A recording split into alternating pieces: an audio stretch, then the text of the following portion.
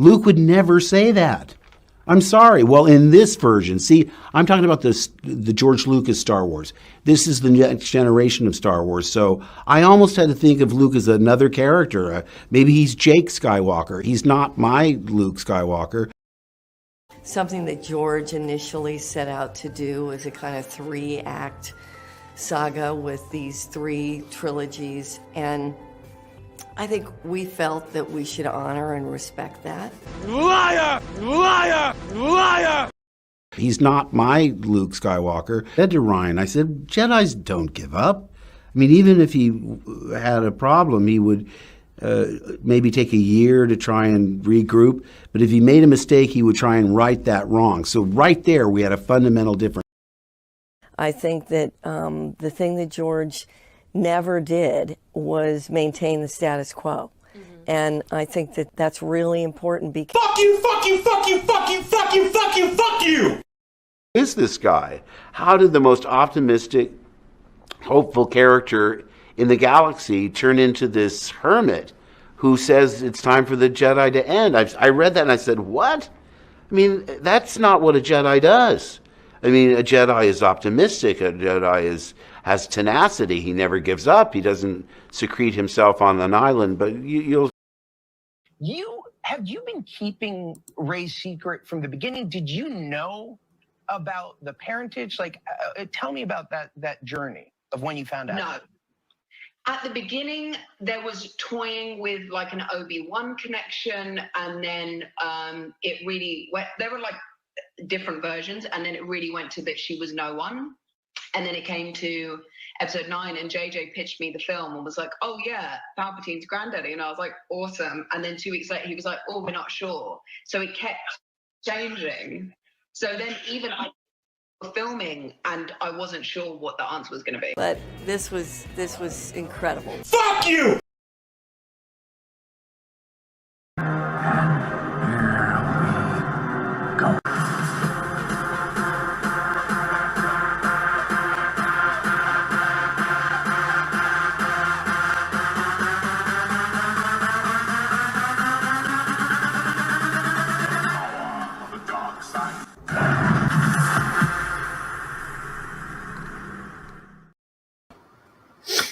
What's up, all my actual droids and Wookiees? Anna, also known as Star Wars Girl, and I'm joined by Jessi! Me! I was feeling sentimental, so I switched back to my horse picture for the day.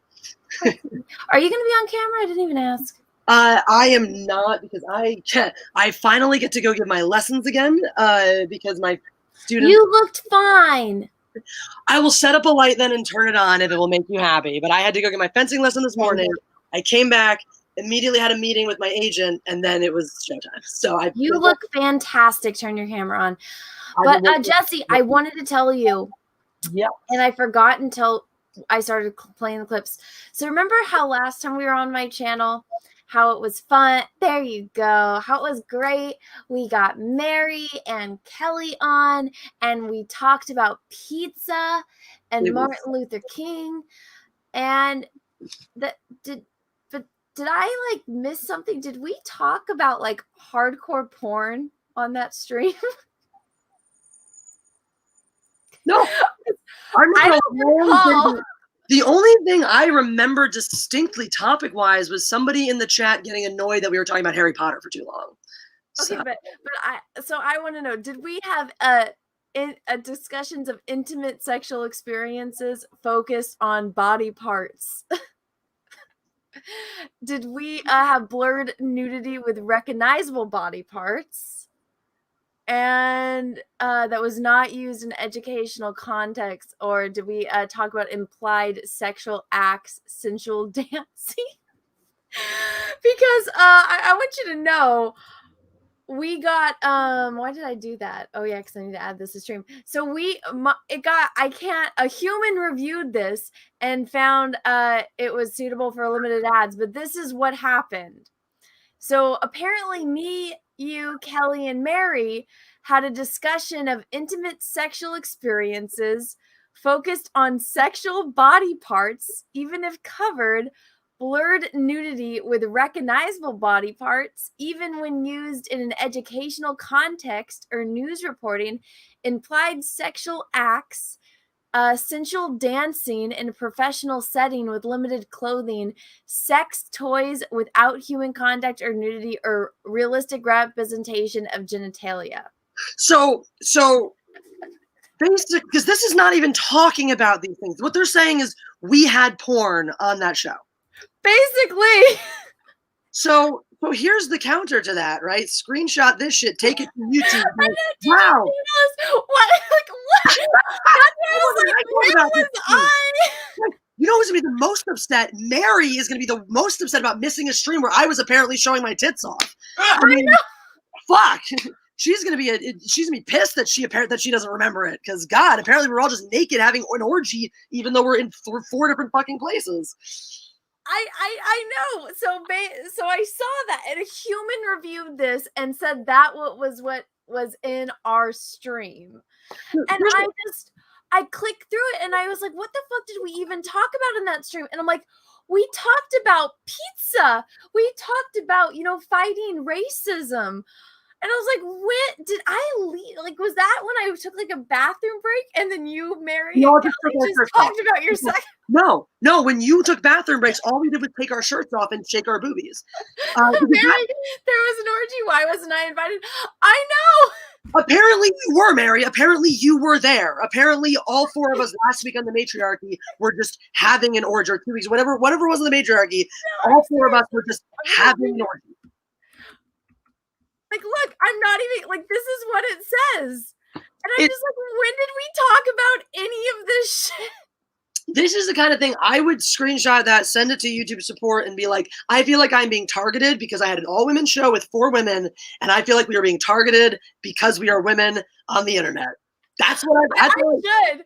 When I get hit with this shit, my first response is, oh, you did this to me because I'm a woman. You did this because I'm Jewish. Hey, if I have to deal with your bullshit of you constantly telling me how I'm wrong and racist and terrible and all these identities are so virtuous and crap, well, guess what? When it's my turn to bitch about something, I'm going to pull the same goddamn cards.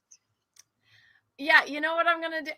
I should do that. I should at them on Twitter and say, hey, this was an all women's panel talking about, the fight against racism, and then talking about our favorite pizza.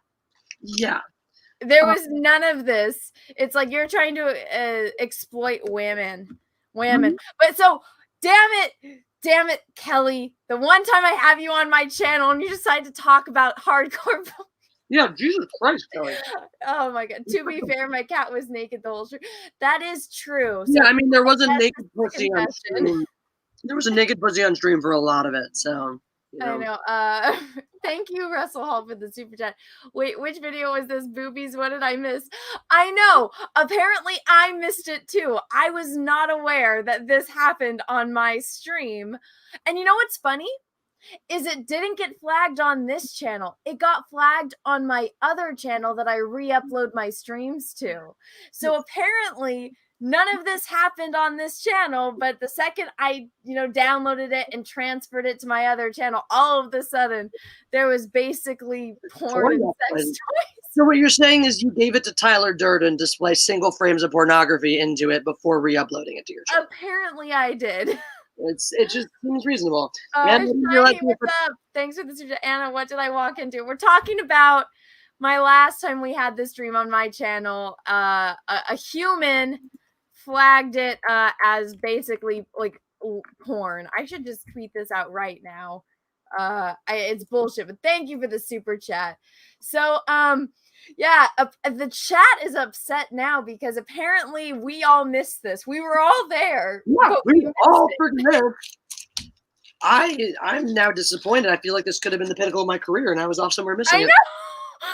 I know. It's like, wow, where was I? I was like, to bring Pike up into it one more time. This is the greatest moment of your life, and you're off somewhere missing it. That's what I feel like is happening. If ever there was a time where I was going to be on air with 3 other women performing sexual acts, I would want to be conscious and remember it, Because it seems like it's going to be a momentous occasion, but apparently I missed it, and so did you, and so did all the other women that were on. To be fair, the only context in which I would ever be likely to be having an orgy with 3 other women online would probably be one where I would be like, where I wouldn't remember it because I would have been roofied or something. That's true. That's true. But I'm saying if I wasn't. Maybe that happened. Maybe we just don't know. Maybe somebody went around, roofied all 4 of us. Did we all just get roofied and was on stream and didn't remember? People are saying to play the stream. You know what? I fucking might. Let's actually do. We'll EFAF this stream real fast. Okay. I'm not gonna do. I don't even know if I have shared audio on. Okay, so let's find on YouTube. So it's private right now. Okay, so we got George Lucas. We got my little intro. Then we all appeared. None of us were on camera either. We weren't even on fucking camera. We weren't on camera, but apparently we were all maybe it's because. Oh, was it me? Was it because I played The Witcher? Was that what it was? Let's see. I don't even think so. Is it just me moaning over Henry Cavill got this? Like, look, we literally talked about pizza. Yep. Russell Hall, thank you for the super chat. A 3-girl orgy would definitely bring back Kelsey. You know what? It would. But Jack Show's not on my channel, so maybe we'll tempt him with that next time it is. Okay, and so then we talked about, Martin Luther King Day and how Disney disrespected it. And then, we talked about the way that George Lucas treated black men versus Disney. He didn't shrink them on the poster. Okay. Oh, we talked about relationships between interracial couples. Mm-hmm. That's probably it. Because clearly the world isn't ready for black men dating white women. So when we talked too much about black men dating white women, it was clearly way too scandalous. It's like back in the day when anything gay was considered like R-rated, It's I'm gonna send the link to Mary and Kelly. Ladies, if you want to come on, you don't have to, but if you want to, so we can figure out what the source was of this hell. I'll send you ladies the link. Kelly, I'll email you. Mary has it. Let me find Kelly. But yeah, I saw this and I was like, what the fuck? And I was going to message you guys about it.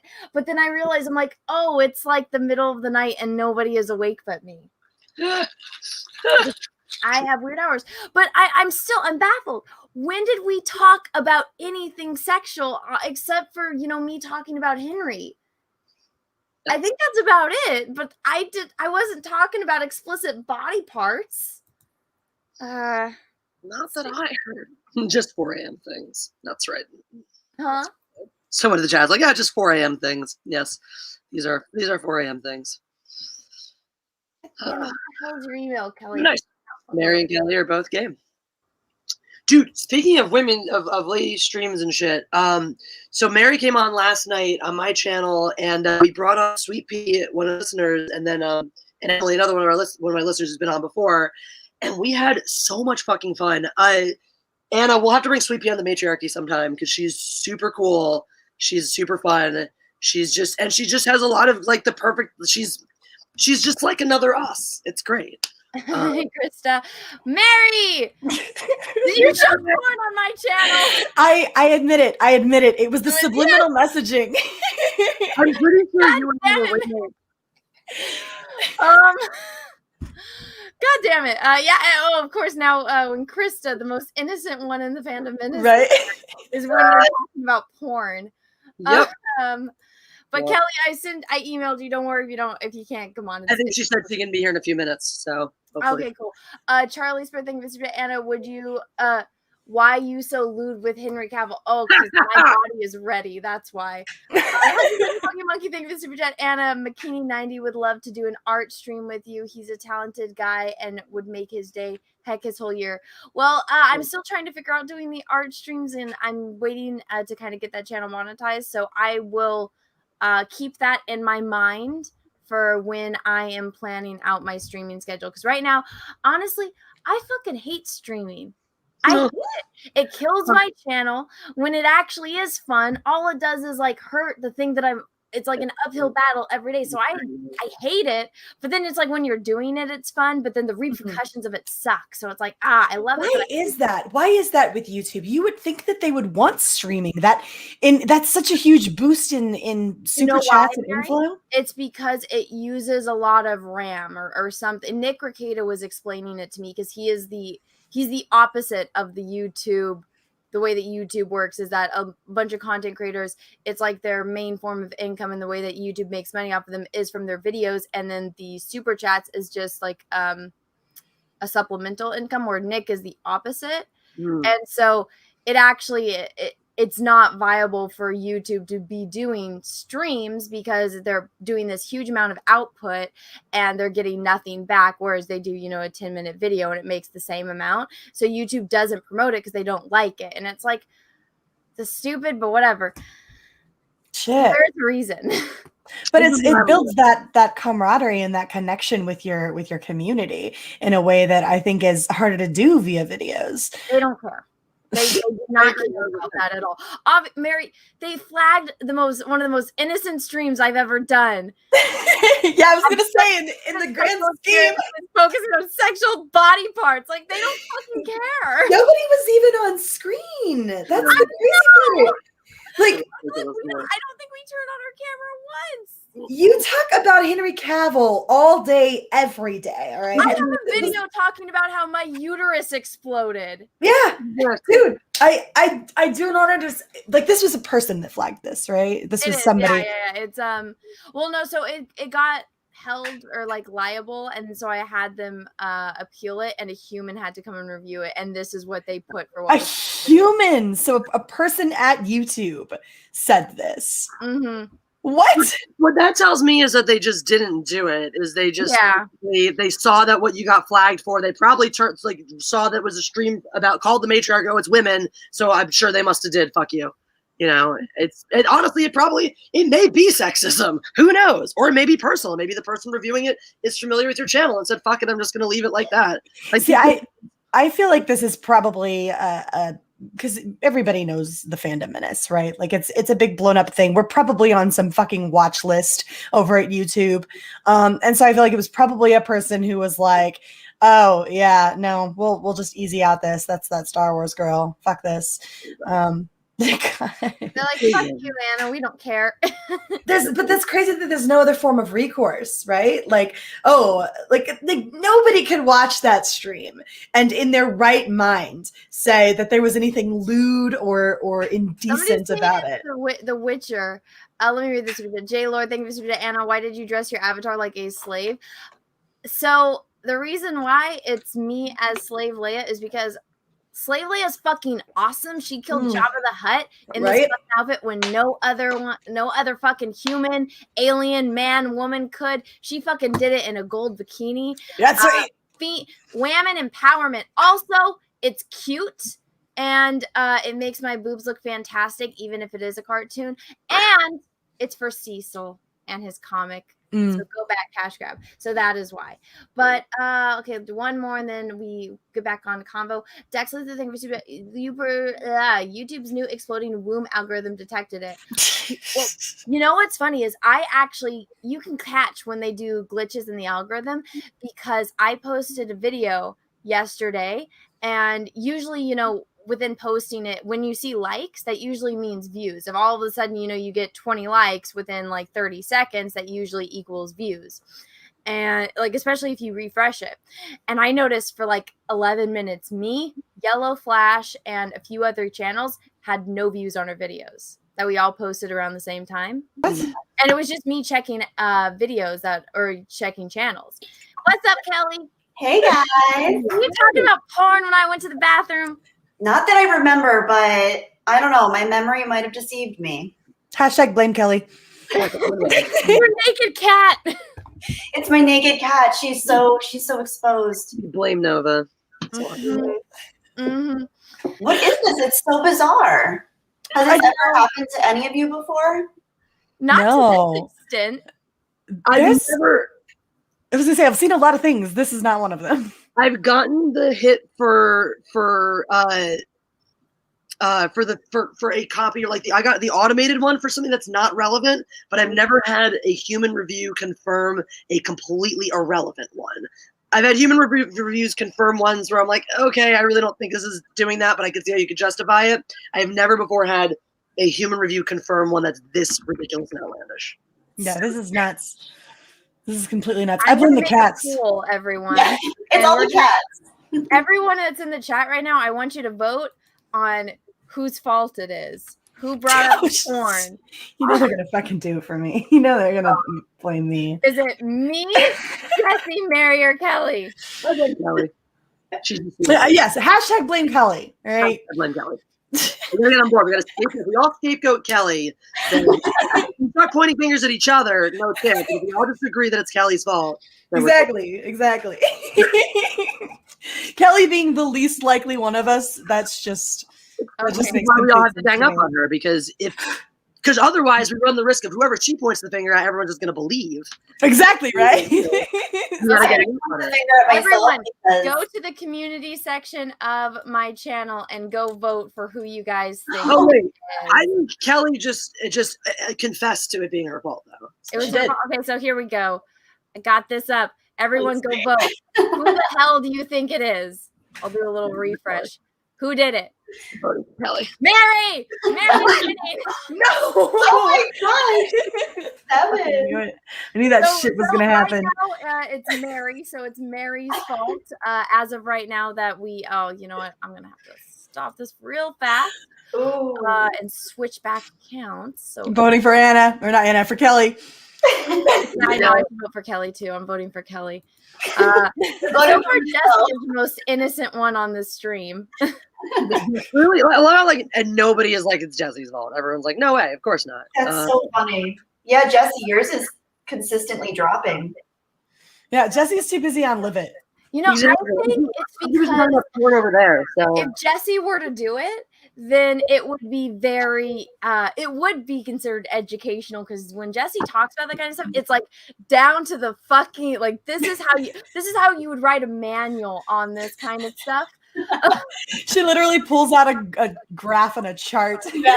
This is where his tongue was for the first few minutes, and then it moved down a little bit, and it was like next fucking level for the next 10, and yeah, we'll just do it that way.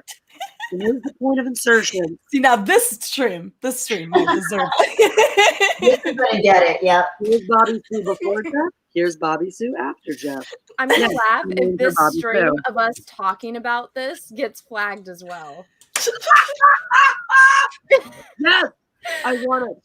My favorite thing ever was when my stream got struck down in the middle of streaming while I was sharing a YouTube video from my own channel. Oh, yep. Why? For copyright, apparently.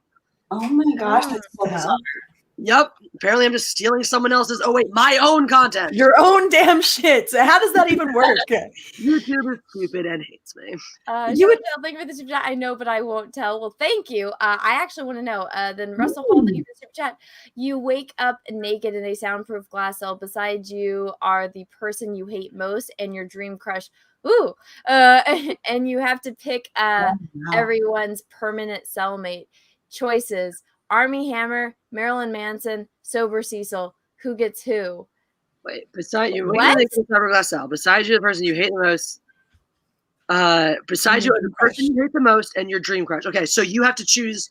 So you pick which one's your cellmate, which one your dream crush's cellmate is, and who the person you hate cellmate is.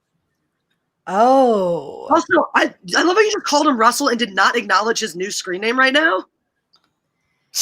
Yeah, the screech thing. Moved by the smell. Okay, do we think that's too soon? I think it's a little too soon. Yeah, it's a little soon. Okay. we're calling too soon on that one. Okay. I love Screech. Screech is awesome.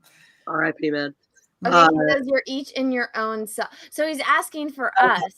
Yeah. So. Yeah, I think the guys were just like choices are: would you guys want to be stuck with Army Hammer, Marilyn Manson, or Sober Cecil? When he says you're each in your own, it's like we're each having to make the choice. Yes. But we're picking who's going to be in our cell, who's going to be in our hated person cell, and who's going to be in our crush's dream cell from those. people, but we could only pick from those 3 people. Yeah. Oh shit, that's not kind. Well, Sober Cecil is obviously going with the person I hate. I knew you were gonna say some shit like that. Did you see the stuff that they were talking about with Marilyn Manson the other day, though? Wasn't he trending or whatever? Yeah, he's canceled because the Evan chick canceled. Rachel Wood or whatever. So again, I don't remember what it was, but I remember seeing everything and how she privated her Twitter because she tried to cancel someone and she got called out, so she privated her Twitter. Oh, really? It's like a cancel that went wrong. Oh, that doesn't happen often. Her first time pointing the finger at someone. Yeah, it was like a year or two. It was at least a year ago. I remember it happening because I was like, who is this chick? And Evan Rachel Wood is the chick who played Rachel in Animorphs back in the day. Sorry, why do I know that? Because I'm a loser. Anyway, continue. Well, then I realized, it's the chick from the Westworld show, and she's trying to cancel someone, and it backfired on her. We still know Evan Rachel Wood is the girl who played Rachel in Animorphs. That's true. In fact, that was probably one of her earliest roles. And she was in a music video too, and she was married to Marilyn Manson. Yeah. Wasn't? Yeah. Wait, why did she fucking marry him then if he was so? Well, she's just his ex. Well, then she has all the reason in the world to accuse him of stuff. Yeah. Russell says those stories are BS, but it's still Marilyn Manson. Well, I mean, like, I'm not even a fan of Marilyn Manson, but I heard he had ribs removed and he could do weird shit to himself. So yeah. He got his bottom ribs removed to pleasure himself. I heard it was Mary. See? I heard that was not true, though. That the rib thing was just a rumor that didn't actually happen. Yeah, I've heard that too. That it was a rumor. Should be skinnier. No, true or not, I feel like I could yuck it up with Marilyn Manson. I was gonna say, like, I'm torn right now because I could definitely have a really good time hanging out with Marilyn Manson. I feel like I've heard him speak in interviews. I feel like I would have a really good time chatting with him, but I'm also, I feel like I can take Armie Hammer. I can handle it. Like, kinky and just everything short of cannibalism. You know, maybe like the weird rape stuff. Like, imagine Jessi, you go to sleep and he's like trying to saw off your toe with the shit. Yeah. Here's the reason why I'm keeping Armie Hammer for me, though, is because the choices are having him in my cell or putting him in the cell with my biggest crush, which I guess would be Jeff. And I'm not going to risk Jeff's safety. I also feel like Jeff will have a good time hanging out with Marilyn Manson. And I can just, do what I will. What we'll do is I'm going to flip the script. I'm going to dom the shit out of Armie Hammer and see how he likes that. I don't know who Armie Hammer is. He eats women. He was in The Lone Ranger. Did you watch The Man from U.N.C.L.E. with Henry Cavill? I do remember the Lone Ranger movie. He plays the husband in. Did you watch The Social Network? No. He also played the husband in the Ruth Bader Ginsburg movie, and he was in that Call Me By Your Name with Timothée Chalamet. Okay.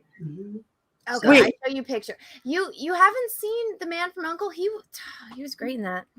Wait, so he was accused of eating people, or where were you when this happened? How did you miss this? He apparently has a cannibalism kink, and he's also like into really, really kinky shit where he like sets up rape scenes and doms the crap out of women, and then also kind of cheated on all of them repeatedly over and over, and now they're pissed and telling all of his personal private business online. And apparently one of those things is that holy hell, he is aroused by the idea of eating human flesh. How do I know none of this? This is like some Jeffrey Dahmer shit. It's weird. We read it on air one day, Mary. This is him. You see, he's tall, blonde, and handsome. Like, look, he's even taller than Henry Cavill. Like, he's a goddamn good-looking guy.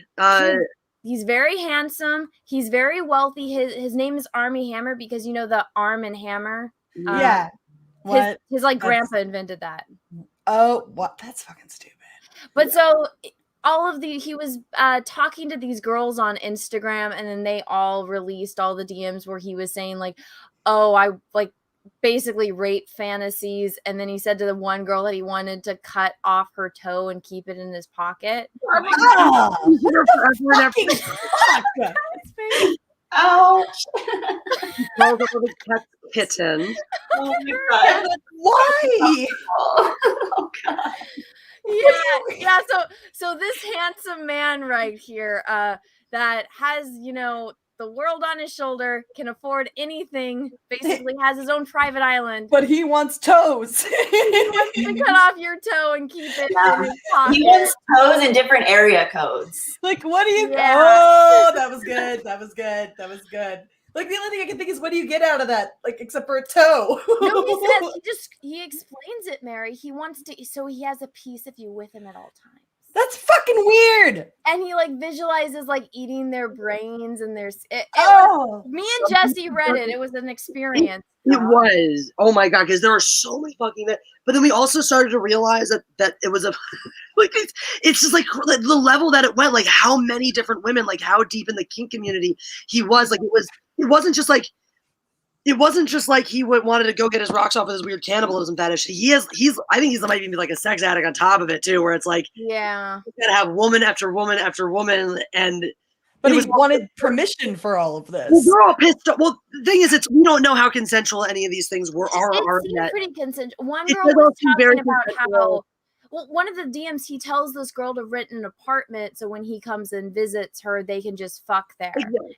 And then she talks about how she was into it, but then she wasn't allowed to have a relationship, even though he was married. So it's the kind of thing where it's it was all very consensual and easy to justify in the context of the kink community, but that he was one of these people who actually, what a really interesting take on it was Andy Signor, who talked about how fame affects you differently. So a regular person who's got a weird cannibalism fetish or whatnot can just go online and be in the kink community and this and that and just express it whatever they want to. But fame affects you differently, and it puts you in this place where you forget how much power you have, and you forget how much, and you forget, you lose sight of what is normal. And so it's really easy. His take was he's got to get that shit under control, because it's really easy for someone in his position to give into those desires and then cross more and more lines, and all of a sudden he's actually biting into human flesh, and no one's telling him it's wrong because there's no one to stop him. Right. He wants your toe in his pocket. That's a rotten shame. I'd have given him a fingernail. I know, you can give him some of my hair. It's but you know how this is what was my take on it. I'm okay, how SJWs, you have to be this person to play this role. I'm Hannibal Lecter. They Got it. Jeffrey Dahmer. That would have been that's a freaking perfect, legit role. Maybe that's it. Maybe Armie Hammer was just smarter than we all realized, and he just caught onto this trend of you have to play the role. You have to think to play the role. So maybe he planted the seeds of cannibalism because secretly that's all he wants to do for the rest of his life is just play fucked up roles about people who eat people. So I mean, that seems legit to me. If that's the path we're going, God, there's a lot of work out there for him. Look at this. I'm yeah, I can see it. I can see him having a toe. The only problem is he gets way too super into it on set, right? And then you have a problem. That's the thing we were talking about. Apparently, there's one where he has to strangle. I think it was Margot Robbie or something, and everyone's that wasn't acting, that was real. Fuck. Method acting. We got into the role. Oh God, maybe that's what started it all. What if this to me would be I want this to happen because to me this would be the perfect example of why woke culture is ridiculous and why inclusivity is not the right word that you're thinking of sometimes when you want to go this route. Let's include everyone. Let's include Armie Hammer. Let's make a fucking movie about Armie Hammer the cannibal and try to convince people that if you don't like it, it's because you're bigoted against people with different sexual identities. Let's make that fucking movie and peddle it down people's throats. Just that I would love for that to happen because I feel then society will finally go, yeah, we're done with this bullshit. See, I'm so on the fucking wire about this because I truly believe in you do you, honey boo, and as long as something is consensual, right? As long as two people are agreeing to it, it's none of our fucking business. And so they should be able to do whatever the hell they want. But at the same time, I'm still sitting over here wanting to scratch my head because it feels itchy now. So, which is actually, it's funny. This is a very similar take that I had of there's more to this than there is. Because I do legitimately feel really, really bad for him that all these women are coming out and spilling all this stuff about him. Because from what we've seen, it doesn't seem like he's done anything illegal. Right. Yeah, that was kind of the thing. It's like, what's the repercussions now? Just everybody knows, but I mean, he didn't do anything illegal. He didn't actually eat someone. Exactly. He just really wanted to. Exactly. I'm afraid to ask this, but is cannibalism illegal? Yeah. Like, I'm pretty sure it's illegal. It is I would think that it's illegal, but I'm like, is there, like, did somebody actually have to make that law? I'm gonna look. Yeah. No, Anna, there was a story not that, like, when we were probably in high school, I was probably in high school, about of some guy who wanted to die. This was like back in the early days of Craigslist, when everyone's like, Craigslist is the weirdest place in the world, because some guy went on there who wanted to die, and some guy went on there who really wanted to know what it was like to eat human flesh. And so yeah, I've heard about that. these two people hooked up, and he flew out to Germany so the guy could, so he could kill himself, and this guy could kill him and eat him. Yeah, the Cannibal Cafe is actually a meeting ground for people that both have either cannibalistic tendencies or people are attracted to being eaten, the concept of being eaten. That case in Germany or Austria was the guy was actually suicidal. And I think he just wanted like someone to be with him when it happened. And that was really, really dark stuff. Really. I didn't know about the Cannibal Cafes. I knew about that situation, which was that one guy just didn't want to live anymore. And the other guy was like, I'll be here for you if I can eat your flesh. Yeah, that was a thing. There's fucking cannibal cafe. Well, it's a meeting ground. It's an online thing, so it's almost like a Craigslist-esque site, but specifically for people that have cannibalistic tendencies or desires, or people that are willing to be eaten. It's not illegal. No. In the United States, there are no laws against cannibalism per se. Per se. But there are laws about like desecration, of course. Yeah, I was gonna say, yeah. The desecration of if not all states have enacted laws that indirectly make it impossible to legally obtain and consume body matter. Murder, for instance, is likely a crime. Like, so they're basically so you basically can't kill someone and eat them because it doesn't matter if that's consent. You're still killing someone. Yeah. Right. What if they're alive and you're eating them alive? Or it's not technically illegal, but every way you can think of to get human flesh is basically illegal. Wait, I might have it around this though. What if, okay, this is a really weird rabbit hole to go down, but what if, say, they removed a body part before killing themselves? So it's no longer the desecration of a corpse, it's a part of a body that has been detached, right? And then they kill themselves afterwards, right? But like is that I think Kelly had it though. If you have two people and one of them consensually removes a piece of their flesh and offers it to you to eat, is there a problem? This is so fucking maybe weird. Morally. Well, yeah. Morally, hell yeah. Ethically, fuck yes. But like legally, where does self-harm? Like if you're oh my god. Oh my god. Oh. This is I love how we're having like this legitimate conversation of the ethics of cannibalism. Jesus Lord. No, but hey, the stream where we talked about the fight against racism and pizza. That's sexual content. But cannibalism, that's on the up and up. Cannibalism, we'll see what happens when this gets re-uploaded. We'll see how bad it is. I feel like now I just kind of want to rebel against the system. Holy shit balls. I did not mean to take us down this path. I just didn't know who the fuck Army Hammer was. It's okay. I'm surprised you didn't hear about that. That was everywhere. When was this? Like a couple weeks ago. It all broke right around at the beginning of the year, really. Actually, like the second or third week. Oh, so it's like 2 weeks ago. Okay, all right. I'm pretty sure I think I might know why I was out of the loop at that particular point, but I won't say on air. Mark the tweets. I'll send them to you right now. I think I might know why I was out of the loop. I was unwell for a little bit there, and so I'm sorry, I didn't know that. I'm fine now. So well, the one thing I would say is a lot of people didn't cover this. And it's because they're afraid of Army Hammer's family coming after them and taking their channels away. So that's why that's why there's almost no news about it. And a lot of people just wouldn't talk about it on YouTube because his family will do that. Like the only reason he got the job in The Social Network and the only reason like he got certain things that maybe I should stop talking. But It's because his family will just, he's a trust fund kid. If he wants something, he just goes and tells mommy, daddy, grandpa, and they get it for him. I love the chat. Really? His name is Army because the arm is his favorite cut of meat. Oh God! He uses a hammer to get the arm. His favorite Halloween or his favorite holiday is Halloween because he actually gets to eat the finger sandwiches. Anna, your face. He doesn't eat ham sandwiches. He eats ham sandwiches. Ooh. Nice. All right, so I sent you the link.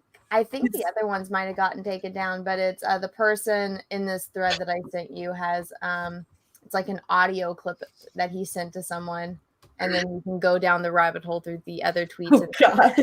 And you can go and have fun read session. Here, to everyone in the chat, want to go read about Army Hammer's cannibalism? Here you go.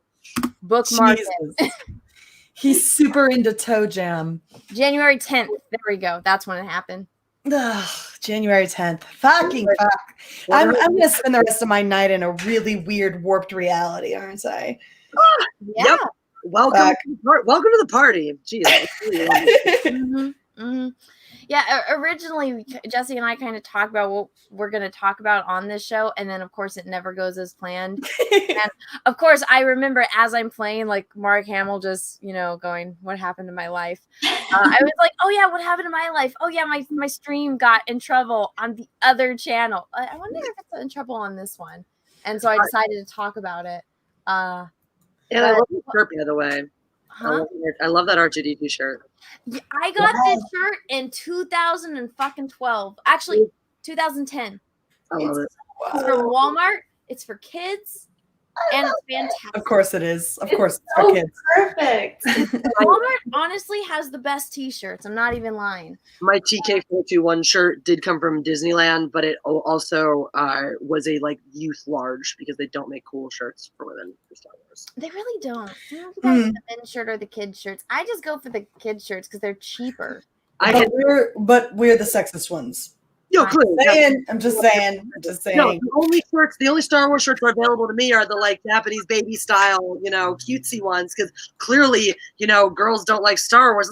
Get your fucking messaging right. You marketed Star Wars to boys only for so many fucking years when there were plenty of us girls out there still buying that merchandise and doing that shit. And you pivoted going, oh, only boys like Star Wars. Why? Because you thought that we only marketed to boys, so therefore only boys liked it. No, you're just so fucking stupid and narrow-minded that you didn't look outside in the world and go, we don't need to fix anything because it's not a fucking problem. All we need to fix is just, I don't know, realize that women already like Star Wars the way it is, and that you don't have to make these drastic sweeping changes to make it better because it's already fucking perfect. Literally all you had to do was put that shit on a baby tee.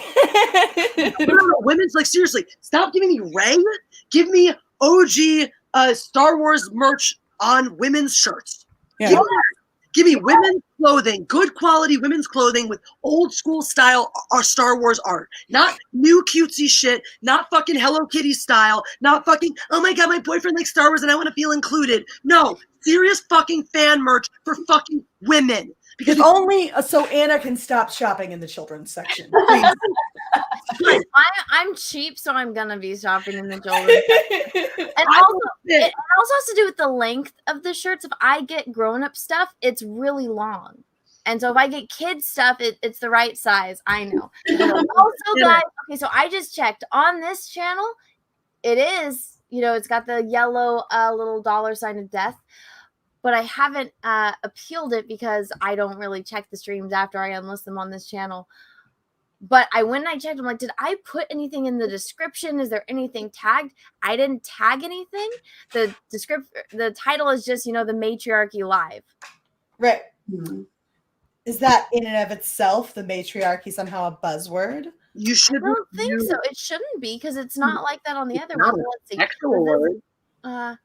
You should request a review on that one and see if it goes. I was going to say, if that's the case, then any video that ever gets put up by some jackhole SJW with the patriarch in it should get dinged. So. Exactly. But no. I wonder what it was. Huh. I do. So weird. I don't know either, but we will find out in 3 days or a week when they finally get back to me. Whenever they get around to it, yeah. But it's like, did I tag something? Did I tag like racism or something? Because we're talking about Martin Luther King.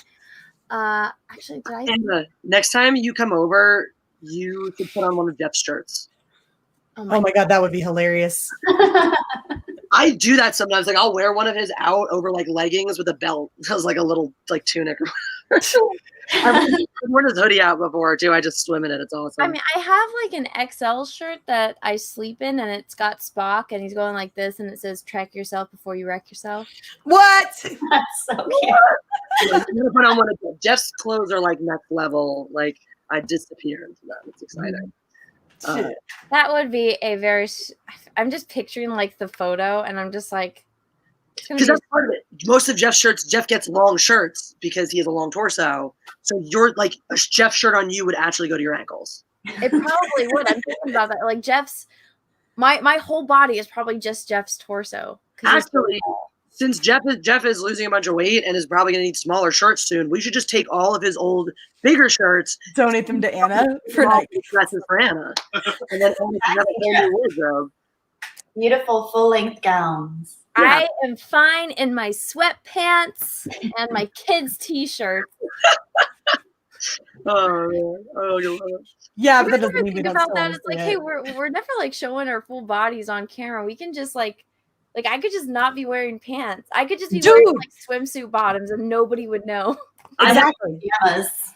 I frequently don't wear pants when I'm shooting a regular video. Streams I usually do because you never know getting up and down. But like on my regular videos, I'm like, I often do not wear pants because why? I just don't need to. It's not necessary. I have a full-on boycott against pants in this house. So we don't really do clothes unless we're on camera. Right? Yeah. Well, see, I just get cold. That's my thing. So it's like I have my little heater right here that's always maxed out. I have sweatpants. Where are my fuzzy socks? I have like 10 pairs of like these thick wool fuzzy. And there's my hairbrush. Fuzzy socks. Oh, those are the shit. Those are the shit. They are. And I'm still fucking cold in them. But I'm like, sometimes I'm like, Kelly, I got my fuzzy pajama pants. And I just sit here and I'm like, I need to be warm, but I need to also be on camera. I don't know. During summertime, I've done that once where I had taken Tulip to the beach. And so I just had like my swimsuit on and I was like, just put a t-shirt and I'll just sit here. Nobody knows. No one can know. That's true. Jeff got me these to wear since it's been cold. Oh, those gosh, those look super long. Even on my legs where like, they look like they're like halfway up your thigh because my legs are so thick they go just over the knee. But they do get over the knee. And they're super soft and they're super cute. It's so cute. I love the window. Oh, they're blushing. So cute. Totally gonna come on now and show you guys. Oh, this is a fun question. What is the discussion about? So, reel it in, ladies. We started by talking about last time we were on my channel. So not last stream, but those prior stream, and how it got in trouble for a discussion of intimate sexual experiences focused on sexual body parts, even if covered blurred nudity with recognizable body parts.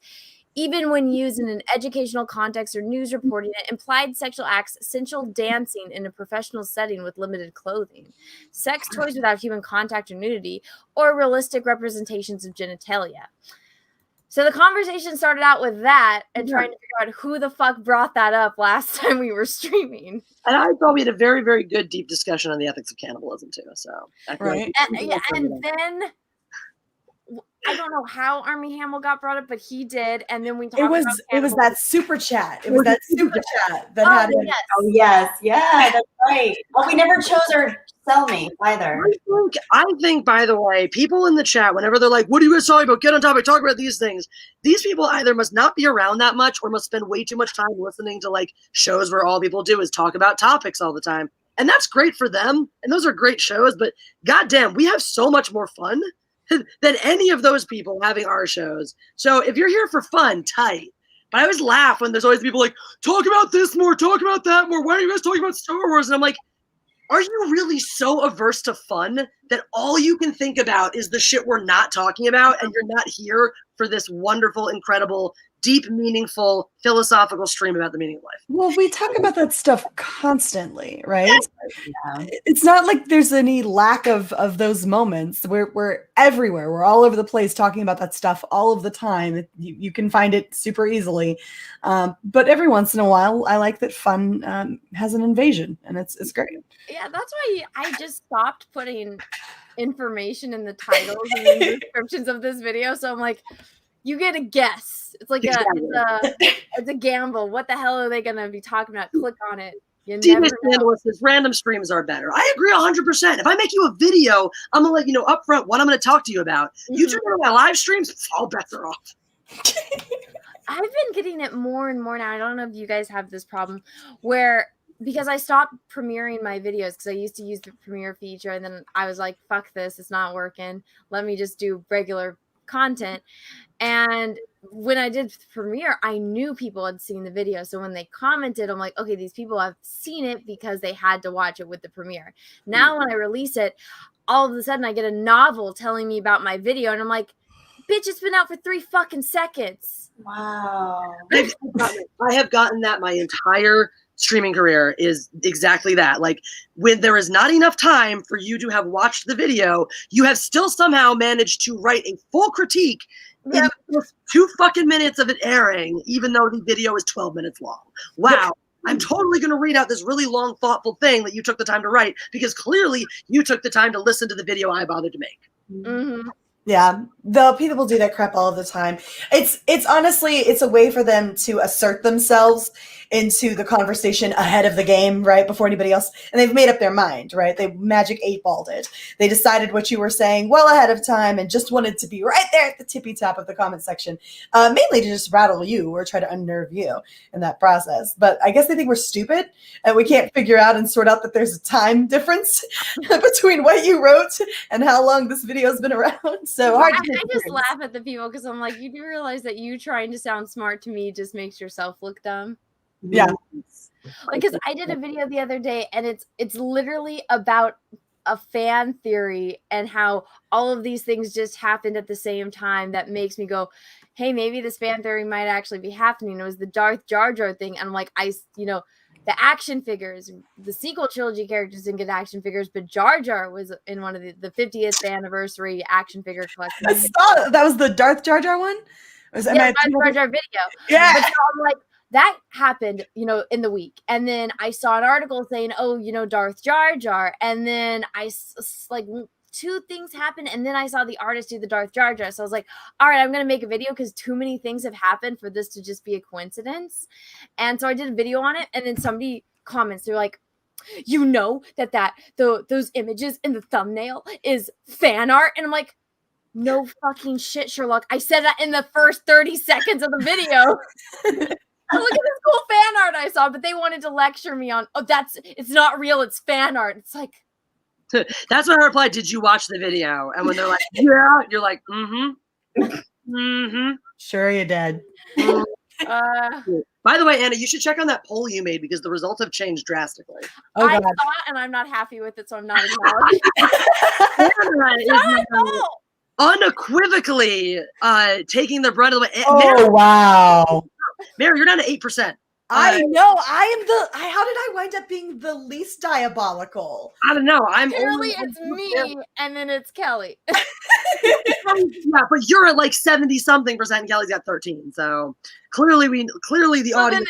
In other words, it was Kelly's fault. That's my takeaway. My takeaway is if once you remove the bias, when you remove all the 5-star reviews and the 1-star reviews, the answer clearly is Kelly. Wow. Yeah, that's good. That's a good method. Does this mean I can be the newly christened, innocent sweetheart of the fandom menace instead of a waffle? Apparently you are.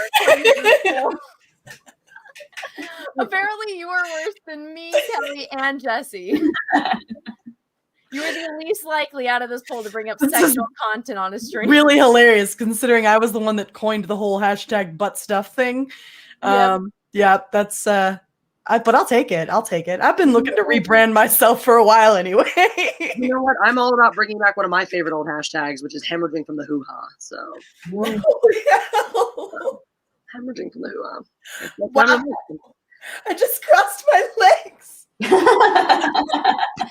voted for Mary because she's crafty.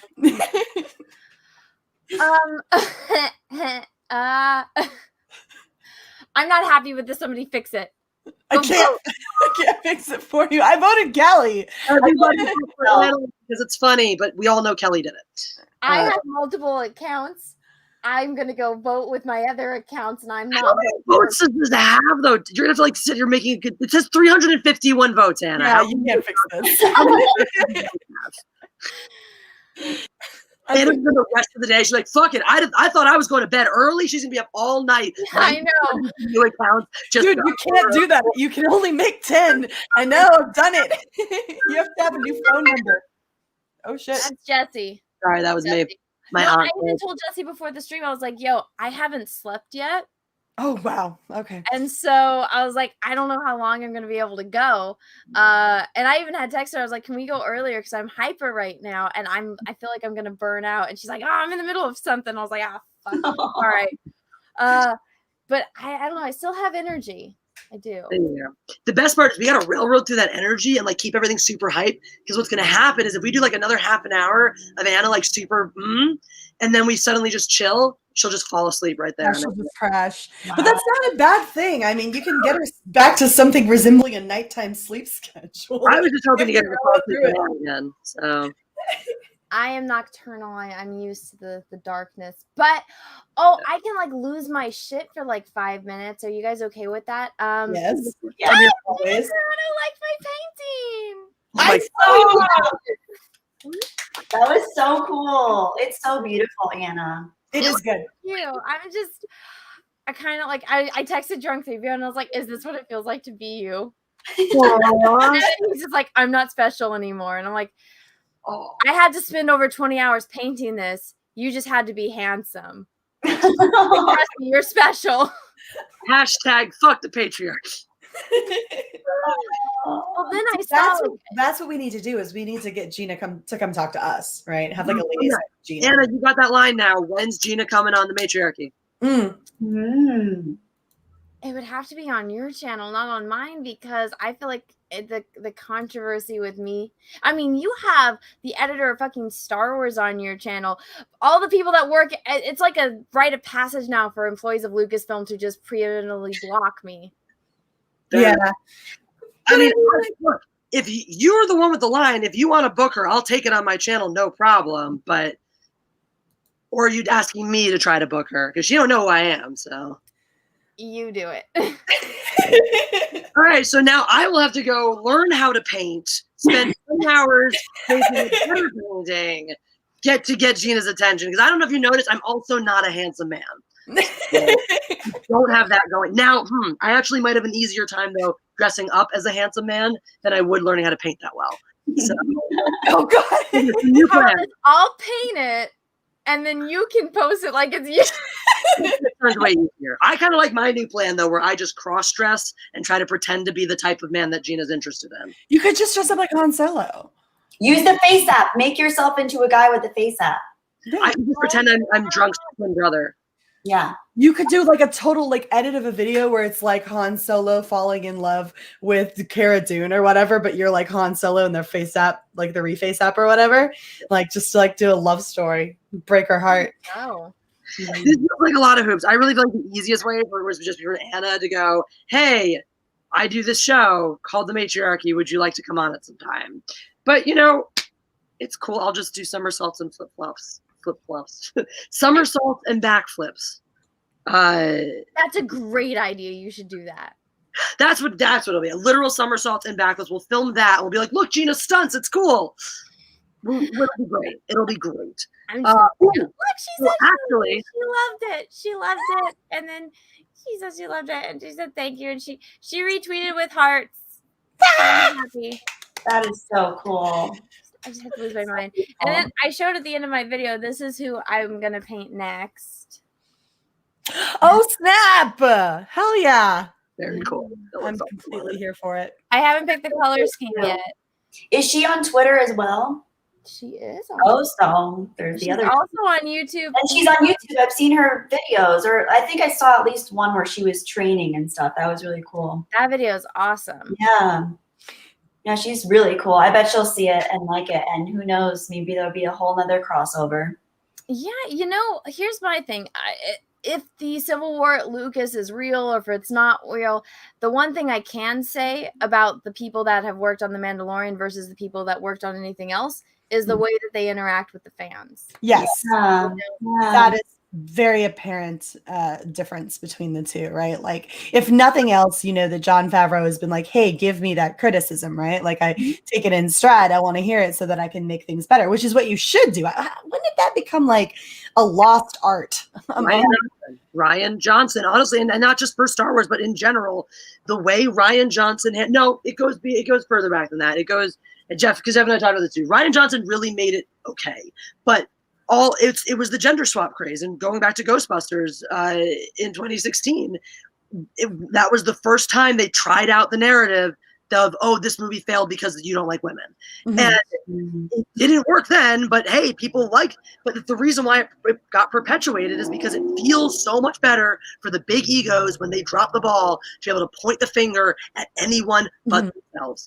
Yeah, it's a scapegoat. It's a scapegoat. It's a way of removing that burden of responsibility for doing a good job and placing it on someone else you're just a terrible person. But people like actually understand that you get better as a creative by listening to criticism. Well, and then also him going, oh yeah, well, if The Empire Strikes Back came out right now, it got a lot of criticism back when it came out, so it's just like The Last Jedi, and it's like, oh my god, that ego to be and like. And Robot Head just shows the video of everyone loving it outside the theater, like all the old. I saw that. It's true. Even then, to try to like that, the level of ego there to try to put your work next to one of the greatest films ever made, like fuck you. Yeah. I mean, but that's how he is, and he's so unapologetic about it, and it's just like that's something that I feel like because of Favreau and Filoni's friendship, and because of who Favreau is and how he is, that the way Kathleen Kennedy runs her company is she does not like other people who are powerful to challenge her. So that's part of why I think everyone's so stuck on this idea that Favreau is wrestling for control from her and whatnot. The whole thing is that Favreau is the first person of his caliber to come and work under Kathleen Kennedy at Lucasfilm. Everyone else just bends to her will because because they don't have the clout. So when you bring in people like that, and it's not even necessarily in every case that it's the top actually bullying the bottom to fall in line as much as it is the bottom trying to trip over themselves to impress what they think the top is. Well, I think that's one of the reasons that Kathleen Kennedy keeps hiring all these no-name people, right? Because they will fall in line. Because they have everything to gain by bending to whatever and it is. They have no clout to hold over her head, like somebody like Harrison Ford. It's a classic thing with someone like she came up in Hollywood at a time that it was very difficult for women. She came up in a section that was even less friendly to women than other sections, and she did get very good at the job she does. That people don't realize what her job is. Her job is hiring the right people, doing the marketing, making the money. It's a business job. It is not a creative job. She is not a creative person. But I think there's an insecurity about that and this desire to be that and do that, but maybe the realization that she's not that good at it. So when you're in charge of the company, exactly that. You hire a bunch of people who are not going to challenge you because you are, and it's also a very classic thing that you see of women who who got powerful positions sort of before it was cool. They're very covetous of those positions. They don't like anybody else with power. Any other women, they feel like, well, there's only room for one of us. Any other men, they feel like, well, you're going to come take it away from me. So that's the weird part about all of it. And it's actually one of the things that I've noted, the drastic difference between the mentality of someone like Kathleen Kennedy, who you're very right. She doesn't like other women. She doesn't want to make any other women powerful. It's why she hires no-name women. It's why she sticks these people with no real clout or any reputation behind them to throw around. It's why she drags them in, right? Because she's still the top dog, right? And that's the stark difference between what I see going on in a place like Lucasfilm and what I see happening in a place like the Fandom Menace, right? Where the women in this community are really fucking nice to each other, like on an all-around basis. Like you get an occasional one-off here or there, like a little psycho bag.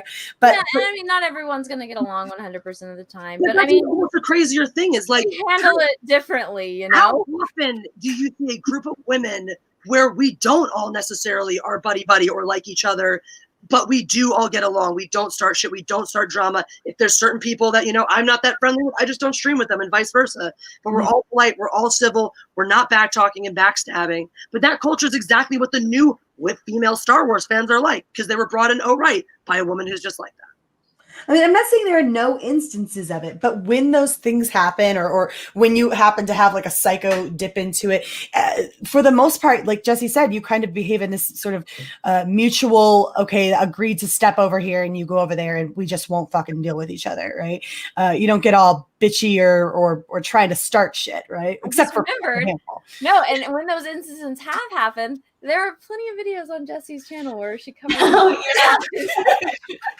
you can go and see what happens. So I just found out, by the way, somebody that I made one such video about like 2 years ago is apparently like, it has disassociated from the community that hates the Phantom Menace and doesn't hate the Phantom Menace or care about that anymore, but is still crying to people on YouTube about how mean I was and how much it hurt his feelings. And it's like, oh, she doesn't like me. We just don't. I'm like, I don't dislike you. I don't care about you. I haven't thought of you in 2 fucking years. I thought we were talking about a woman until you said he. No, that one though, the woman, I made the video about her. She just went and changed her entire fucking channel. She just stopped doing nerd shit. Like I ended her. Hi, Jeff. What's up, man? Everyone say hi. Hi, everybody. Aww. You guys can play the new game because you can't see the computer, so it just looks like Jeff staring out the windows. You can play Jeff's deep thoughts. What's Jeff thinking? I'm still convinced he's drawing the hokey pokey. I'm still convinced of that. I thought he had like a tablet and he was drawing. What your deep thoughts are. Oh, I think they're trying to get started looking at it. Oh, that was decided last night. Apparently, you're just looking at hardcore. Oh my god, I'm gonna highlight the super chat in advance. Okay. Mary should remember this. Wilson, the unauthorized biography of Tom Hanks, the super chat released the Anna XXX cut. So, thank you for the super chat. Remember when the Matriarchy was on Jessi's channel, and I think Mary, you were a guest, and Alora was a guest as well. I do. Yeah. And we were talking. You guys were talking. I kind of stumbled in on the street. Yeah. I was driving, doing stuff, and then a certain gentleman got mentioned. That was in The Witcher. And say Henry Cavill, Anna. And, like, the chronological order of it and all of that nonsense. And then I said, you know, I like watching The Witcher, but I don't like watching all this other shit. You know, it was fun the one time, but I don't want to sit through Yennefer's fucking hunchback story again, you know? I don't care. Ciri gets to him at the end. It doesn't matter. I don't care about the whole thing with the elves in the woods. So I decided I was going to make my own cut of The Witcher, which is just all Henry Cavill. Yeah. I remember that. Yeah. So tell me you haven't done that. I might have gotten a certain way through. It's so much better, Mary. I'm telling you. It's such a better show if you just watch the scenes that Henry Cavill's in. I like Yennefer. I do. So when you do get to see her, it's like more special because it's like, oh, you're justifying. It's special. It's more significant. It's like, you know, when you have Christmas once a year, it's special. You know, as compared to that one little short where Huey, Dewey, and Louie, they wish that it would be Christmas every day, and it's not special. I do remember that short. If you just have Christmas on one day out of the year, it's special. So let's have Yennefer and Ciri only little snidbits, and then it's special when you get the Henry Cavill Yennefer episode because it's like, I saw like a clip of that chick as a hunchback, and now she's like this. Yo, what happened? I honestly can't call Anna for this because Mando Merc is doing something I've always wanted to have, and I'm so excited for it, which is a Halo full playthrough where people have cut the scenes all together before, the cut scenes together, but he's doing what I've always thought would be the best version of this ever. And I say this because I also have a massive crush on the Master Chief. It's weirder because you can't see his face, but why? It doesn't matter. Point is, he's going to do a full so basically you have the cut scenes, but then he's going to try to do as smooth and quick of a game playthrough in between as possible, so it watches like a movie. And I'm so excited for that. And when it is done, I will sit down and watch all. That actually sounds good. I would watch that because I like video game cinematics. Dude, if you've ever read any of the books, it's actually pretty good. The Halo books? Yeah. I read the first trilogy. I didn't know that there was Halo books. But anyways, I don't know how I'm going to release this Henry Cavill cut of The Witcher. It's not going to be called the Henry Cavill cut. It's just going to be called the Anna cut. So no one will know what it is. You'll have to do it on a channel that's like not like you have to make another channel. I will have to make another channel, and it'll be long, and it'll be like this is this part, but I also want to do it in chronological order. Girl, that's gonna take forever. Well, this is the loveliest thing about the internet. Somebody fucking already did it for me, so I just have to go and make sure that it's all there. Are you serious? I have a chart. Yeah, it's a chart, so you can see each character and what time and like what year it is in the Witcher universe. And I was like, that just saved me so much time. Yeah, it's good. Like that. So it will exist one day because somebody commented, they're like, "Oh, Gary and I forgot who the other person was that talks about The Witcher, but they were saying how there's going to be almost no Henry Cavill," and I'm like, just waiting. That's all it's going to be. Anyways, your socks are on, Jessi. Yeah. Oh, panda. They're so cute. I love their cheeks so much. The cat pancake will come and grab, like if I'm walking around the kitchen, it'll just like grab onto my leg and try to play with it. Oh. It's like Anna's on a collision course headed straight for full blown uterus explosion because she does this shit to herself. I really do. Whatchamacallit, like Gina liked the picture, and then like I was messaging Cecil, and I'm like, she's like dated him twice. I'm one step closer. God, your ulterior motives are showing. It wasn't my first thought, but it was definitely my second, third, fourth, fifth, and sixth thought. So when Gina Carano comes on the Matriarchy, basically it's going to be me and Gina talking, and Anna sitting there doing this, and her brain going, "Don't mention Henry Cavill. Don't mention Henry Cavill." We're like, how do I be respectful, but at the same time, do that what is wrong with him? Do that shit off air afterwards. I know. I can just be totally sly about it and just be like, so on Drunk 3PO stream, you mentioned that there was this guy that built you this Alienware computer. Can you tell me a little bit more about him? Even though we don't know exactly who it is. Literally one stroll through your Twitter will tell her everything she needs to know, Anna. I apologize. She followed me, and I was like, "Oh dear God, this woman can beat me to death in like one punch." And I was just like, "I apologize for my crazy Twitter feed," and she gave this like funny answer where she's like, "Oh, it's okay, we can get crazy together," and like. No. You don't understand. I was going to say, I apologize for all my thirst tweets of your ex, but I didn't say it. I didn't.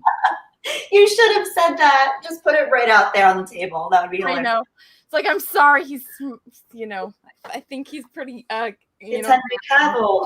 My favorite was him with the mustache in Mission Impossible. I don't know why I love that one.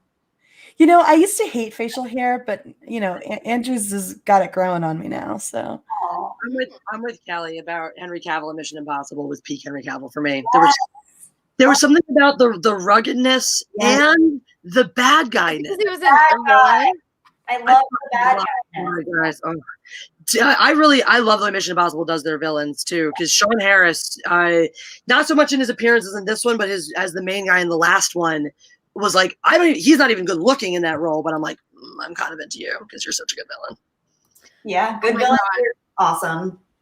Such good villainy. A good villain, I feel like they're not that common because they can be so flat when their motivations are just too clear and almost like too obvious. But when it's a good villain where they're more complex, just awesome.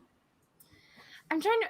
The one thing that threw me off when I was watching the Mission Impossible movie was I hadn't seen the one prior to it, and then Jessi explained it to me because I was explaining why I didn't like it. And she's like, "Oh well, these are all the reasons, and it would have been solved if you would have watched the previous movies." And I was like, "Yeah, that is a valid criticism."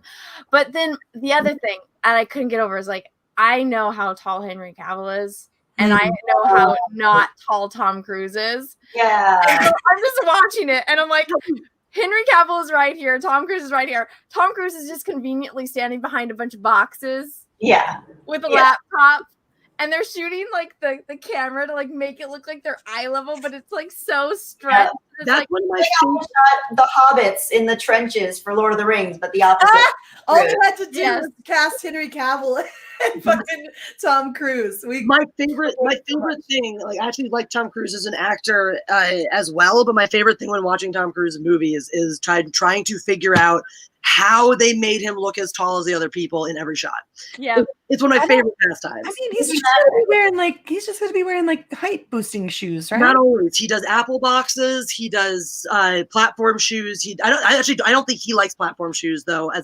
That's not one of his go-tos. Apple boxes and the platforms, stairs, things like that, and then just trick shooting. Sometimes it's just perspective shooting. There's probably some scenes where it looks like people are comfortable with each other. Huh? I'll bring up the picture that just cracks me up. Keep talking. Because they're probably even somewhere like it looks like they're talking to each other and they're probably standing like that, to give perspective and stuff. But yeah, no, it's really fun because it's different for every scene because the demands of the scene can be different. Is he standing? Is he sitting? Is it full body? How close are they? How tall are the other actors or actresses? And of course, how we need to make it. So it's a really fun like pastime. If you're ever watching a Tom Cruise movie, like anyone ever like forces you to watch his Mummy or something, and you're like, why? I want to tear my eyes out. Yeah. Play the Tom Cruise game. Hold on. Okay, 3, 2, 1. It's literally somebody on the camera person is kneeling, and it's like, oh, he's the tallest person on screen. Henry Cavill's like a mile behind him. Like, I know. He looks so fucking far away. Like you can tell because the proportions. He's so fucking far away from him at the show. Well, you know what really throws me off is she's even farther back, and it's like she's kind of like at height with Henry Cavill here. So I'm like, how tall is Jessica Ferguson? It's like, yeah, Jesus, that looks bad. I can't not laugh at this photo because I'm like, we all know what you're doing. We're talking about Look at that. Nova. Hey. Tom Cruise is on his stool. You should have a cat party. Kelly and Jessi should have a cat party. My cat sings like shit pancake talks. Kelly and Jessi just need to have like a cat park day or something to that effect. Just stream together sometime. That would be awesome sauce. Oh man, yeah, that looked bad. That looked so fucking bad. I'm sorry. I can't get on board with the mustache thing though. Oh. The more I look at it, the more all I can think about is some dead feral animal that's just landed there. And See, I thought if anyone could make it work, it was Henry Cavill. I thought he made it work. I mean, Tom Selleck is like one of those men that it's not the same without the mustache. That's true. Yeah. Oh yeah, that's fair. It works on him. Yeah. On him, but like on anybody else. Another guy too, an older actor from he was in Hot Fuzz. I always forget his name. Who has shit, I think I know who you're talking about though. I know exactly who you're talking about, and I cannot. And he's the villain. Well, spoiler alert. Whoops. Well, we don't. At this point, Kelly, honestly. I mean, Kelly is the one who brings up porn too. So yeah, yeah. Fuck that poll, man. Fuck that poll. It's not real. It's not real. Since Kelly is responsible for the porn, maybe Kelly is secretly responsible for all the spoilers too. Maybe Anna, that spoilers girl, is actually a misnomer. It is. It's all Kelly's fault. All Kelly's fault. Me the whole time. It was just you, and we were all misled. Hashtag Timothy Dalton. I love Timothy Dalton. Oh, I love Timothy Dalton. Oh, he's so good. I was he is. When Sean died, I was painting. I was like, let me rewatch all of the Bond movies, and I was looking up, and it's just like the scene where Timothy Dalton's doing the undercover stuff, and you just see his ass, and I was like, I don't remember this when I was a kid, and I was like, damn, Timothy Dalton's got it going on. Because it's like you think of Pierce Bronson and Sean Connery and Roger Moore. And I was like, geez, I have a new appreciation for Sean Connery. And there was one Jack show where I actually went through and I found pictures of him wearing tight pants, and you can see his package. And I was like, he's pretty nice. Young Sean Connery,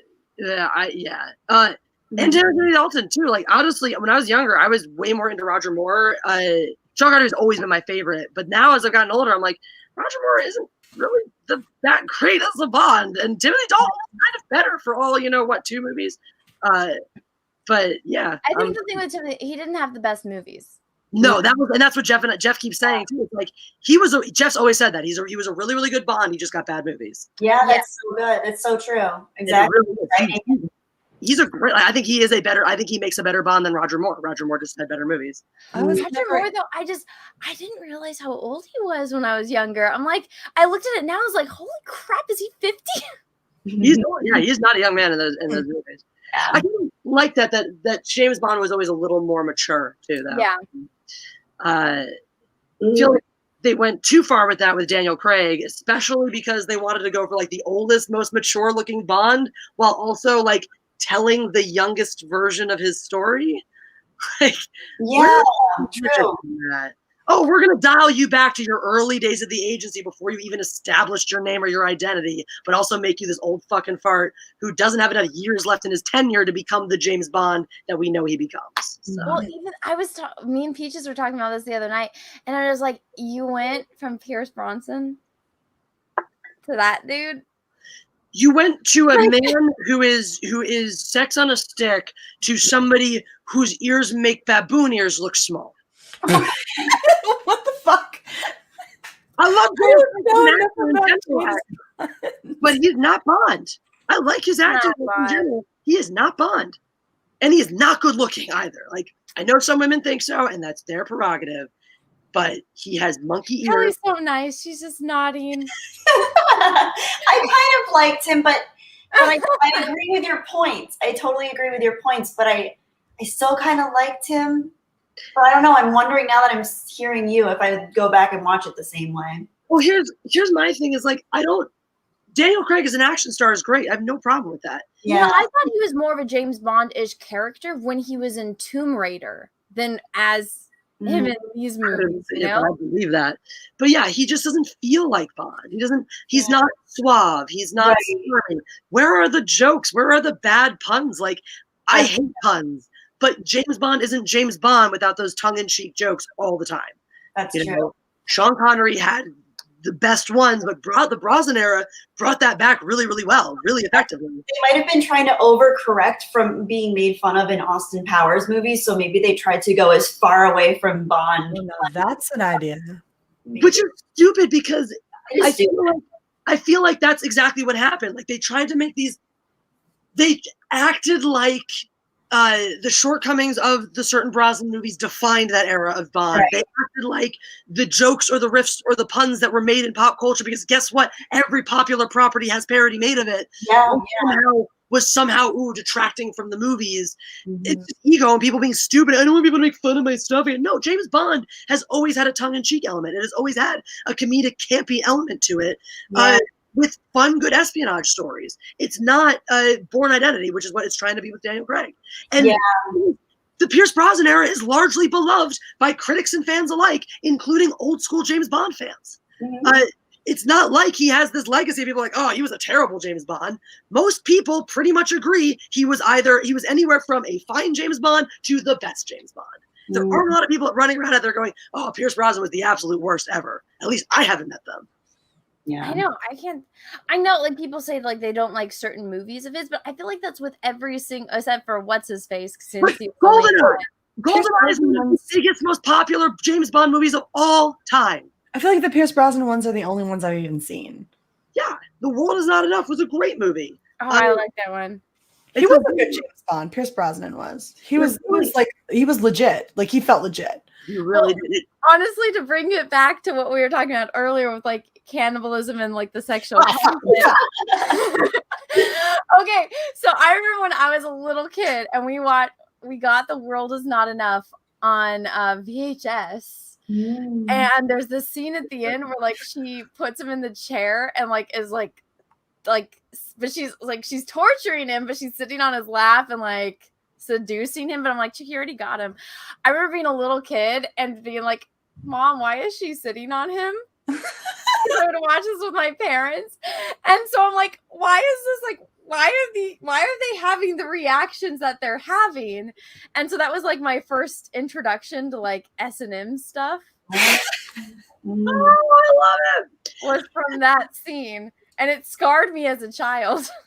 I have an S&M joke for you guys. Oh my. This is it's actually one of my mom's favorite jokes, and she doesn't like dirty jokes. So a sadist and a masochist walk into a bar, right? And they get to talking to each other, and they realize that they've got like combining interests, complementary interests with one another, right? So the sadist invites the masochist back to his place, and he's like, you should come back with me. And she's like, okay. So they go back to his place, and he gets her all tied up, and she starts going, hurt me. And he goes, no. Wait. She was the masochist, and he was a sadist. Yeah. Okay. I have told that joke that slightly differently, but basically the sadist and the masochist says to the sadist, "Hey, hurt me," and the sadist goes, "No." That's what's gonna hurt. I love that joke. Yeah. That reminds me of the Little Shop of Horrors, where the dentist is the masochist. Yes. Right? Bill Murray comes in as the masochist, and he's so disgusted he won't even. He doesn't. It's not fun for him anymore because Bill Murray's in jail. It's so Well, weird. this is the chair. Give me 1 second. Yep. That scarred me for life. I And then he kills her. Like in a scene later, I'm like, I wonder if James Bond was part of this, but I don't remember a time where I didn't understand that. I think it was James Bond, actually, now that I'm thinking about it, because I'm also thinking about later on playing James Bond and Indiana Jones on Jurassic Park Island with my friend, and we were obsessed with wanting to get caught and tortured all the time. Wow. So I'm pretty sure watching Bond movies and action movies and stuff where torture was happening and with like sexy women, even things like Indiana Jones, which I saw as a really young kid, where Elsa's got him, tied up in the chair and all that stuff. Like, I think from a very, very young age, the like violence and sex were paired together. It's like it was introduced to me without ever thinking about it, that like, yes, violence can be sexy or sexual. It's kind of weird, like, because you said that, realizing I don't have a moment like that where I had that realization. Wow. That's interesting, Jessi. Like, I don't have a moment of that either. With Leia in the slave costume, and obviously the Twi'lek that goes into the Rancor pit, like those streams being crossed, that's really interesting. Yeah. Wow, it's interesting that you bring that up, Kelly, because it's really weird how it should have occurred to me at some point, but it didn't. It just didn't. That never registered. It occurred to me because I was watching it with my mother. Yeah, maybe. And my father and my 2 younger sisters. And my mom was like saying, "Ooh, baby," when it was happening. On top of like, the stuff in the movie. So it was a little bit different. Okay, yeah, because that's a totally different context. My parents also like showed us certain old movies. They were weird. It was funny. Like, they just had this idea, like, if it was an old movie, it wasn't bad. So like I watched James Bond when I was a really little kid. Like, by the time The World Is Not Enough came out, I was a James Bond fan, and I was a few years older than you, but I was young. I was in elementary school. I was already a hardcore James Bond fan. Had seen all the movies and stuff, or a bunch of the movies at that point before that movie ever came out. So like, my parents were letting me watch that shit when I was really young. So I'm just thinking, like, I wonder how. I never really thought about that, but I wonder how that affects us all differently. Like, I know people think about that inside that and whatnot, but it's just so fascinating when you start talking about it one-on-one with people and realizing, like, oh, I was one of those people who had those experiences this way. You had those experiences this way. You had those experiences that way, and we've all like had different relations. We all, in some cases, come to the same place from different directions, or in other places, we'll end up somewhere different because we went on different paths. I love this shit. So well said, Jessi. It's so true. Mike, I don't believe I read yours yet. Let me get my super chats pulled up. I apologize. It's all Kelly's fault. We got on this like run. Hashtag blame Kelly. Hashtag blame Kelly. Always Kelly's fault. Cannibal Cafe. Let me go find them. Oh, you're gonna get cited this stream for cannibalism. Talks of human. Oh, I know. Or no, this one will be fine. It'll have flying colors. Yeah, exactly. The other one that's just like in purgatory for the rest of reality. All right, let me see super chat. Super chat. All right. Let's see. Okay, so I missed a few. Russell Hall, thank you, Mr. Jack. Congrats on having your very own Finatra song. Oh, do I? I didn't know that. It's probably scary. What? What is a Finatra song? Oh, you don't know who Lord Finatra is. So, you know how Cecil gets a lot of fan art? Yeah. Well, so there's also people that are very talented that decide to make music, but it's like fan edits of certain things being said in the Jack show. So there's a song about me called like Anna's Crazy. That's by Geek Chorus. Okay. Which is legit. And then I apparently Lord Finatra put the Finatra Anna song is fire. Should I play it? I don't know if I should play it for you guys. I think you should. I think I need to know. I guess we can air it on this. Okay. Oh my God. Do I want to know? You understand. Bananas. Is that what it is? It's called Bananas Special Hero Juices. Oh my God. We're here to support Oh my you. God. Okay. So do you guys know what redo of Healer is? Do I need to explain this before I play the song? What is? Do you know what redo of Healer is? No.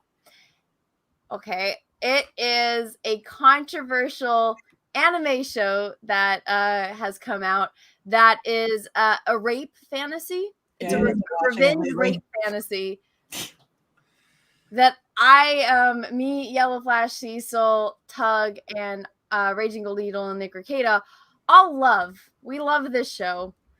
I think it's a little too soft. I think if you're going to show the perception of a villain, I think he would have gone a little bit farther. And so my takes are kind of controversial, and I pissed off a lot of whammon with my take on it. Why am I not surprised? Okay, to be fair, okay, in this scenario, let's say you have this, you find out that you're going to be a hero, and there's only like 10 of them in the world, and you have these special powers, and you're the healer. So you have the magic healing ability. But because you just found out about your ability and you're not very good at it, do you think that justifies being chained, imprisoned, raped by men and women? Oh, by the way, you're a male character. Getting raped by everyone around you, getting forcibly addicted to drugs so that way other people can control you. They bring you out so that way you can heal people. And when you heal someone, you experience all of their pain and all of their suffering throughout their entire life. Whoa. And so you do that for 4 years on top of, being addicted to drugs, getting raped daily by multiple people over and over again, getting the shit beaten out of you every single day for years. I think, he would have gone a little bit more crazy. And there's this one scene where he's got this seething metal rod, and I thought he should have shoved it up her ass. Oh. Wow. I honestly am with you on that kind of shit. I think when I told you to watch it. Is it weird that I want to watch this? I kind of want to watch it. Sounds really interesting. Now I want to watch the show. So the I have them all. I can send you guys the link. So yes, please. Is the concept like you're saying it's almost like inducing pain to create an empathetic healing ability, like trauma, like inducing trauma to get someone like you take on their pain in the process of healing. But so let's say there's a character that got their arm cut off. So he touches them to heal them, but as they're regrowing their arm, as he's healing them, he experiences all of the pain that they have. Ooh, cool. Okay. So it's extremely painful for him to heal people. Were you the one I had this conversation with, Anna? I think it was a while back. I think you were the one I was telling about that I had this notion, it might have been somebody else, about a comic book character that the way that their superpower was empathy, and that the way that they stopped bad was. It was, yes. This sounds really similar to that concept. Well, it's very, so the thing about it is if the main character is a guy, right?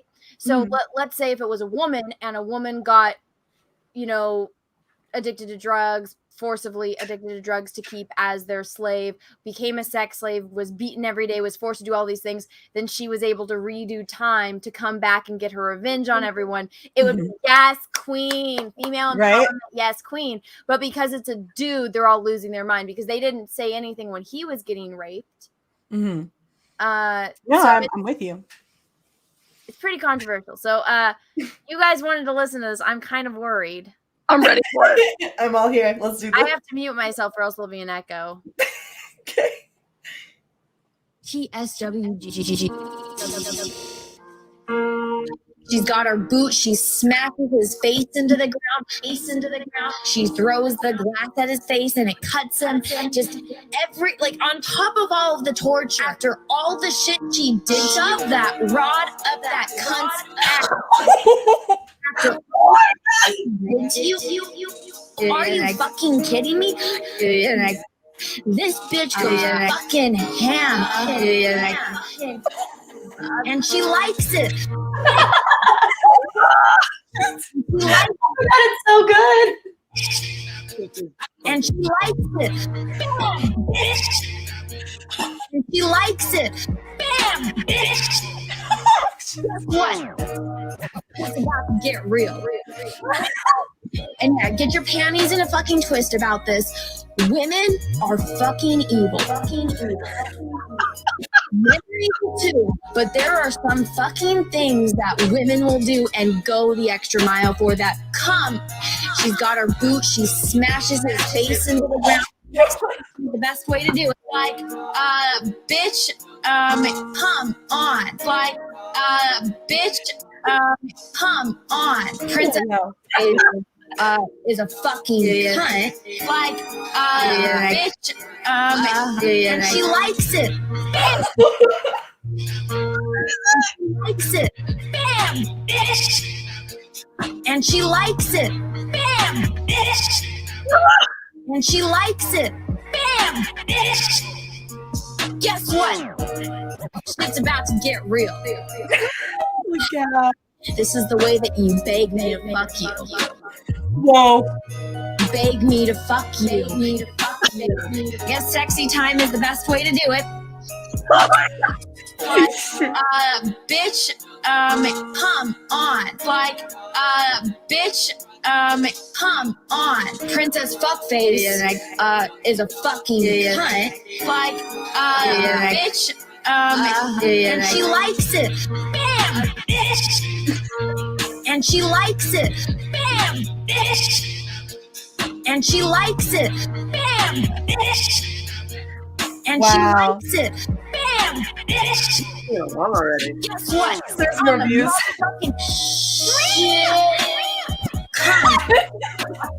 Come, because they want his bodily fluids. That's I guess sexy time is the best way to do it. Come. Oh my God. Hero juices. TSWGGG.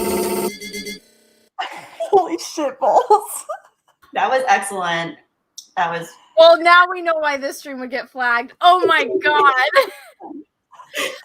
So I did reviews on those episodes. We obviously got the material from there.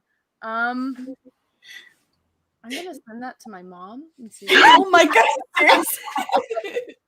I'll say, hey mom, I made my first rap song. What do you think?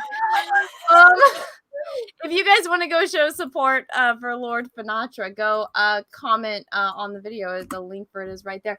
So he's done clips of Cecil, John, the Jack Show, Witten, Captain Chokeout, and now I guess it was my turn. That's great. Holy shit! I'm opening the tab right now. That deserves love. Mm-hmm. Yeah. So that is, I think that's my first Lord Finatra song. It's beautiful. That was legit. Really awesome. I feel like I need to get better colorful language so thank you for the heads up on that one. Wait, what is this? Bear business. One thing this is for the much needed gold chains to go with that track. Well, thank you. I appreciate it. Yeah, I never thought I would be in a rap song, but there's a first time for everything. I'm tweeting. Who is that Star Wars girl? I feel like this song explains it nicely. God damn it. Here, I'll get you a song. There's one where it's me and it's you know, let me see. It's called Anna's Crazy, I think. Is it the same guy? No, this one is Geek Chorus. Oh yeah, you said this was your first Sinatra song. Let me see if I can. That was really well put together. I enjoyed that. This one, I think it would get me flagged if I played it, but it's just like about me. And then I think Tulip's in there. Tulip's my favorite. I use Tulip. Guys, this picture was taken 2 years ago today. 2 years ago today, I got Tulip. Oh, I remember when you got Tulip. I wanted that fucking dog. I know, you scared her. He was little. She was so little. And that's what.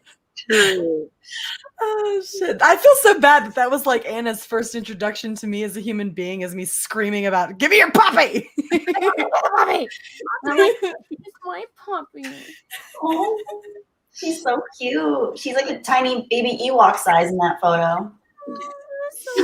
You know, I actually have that as a sound alert on my Twitch now. I ganked that off, and it does get played from time to time. And I think of Anna.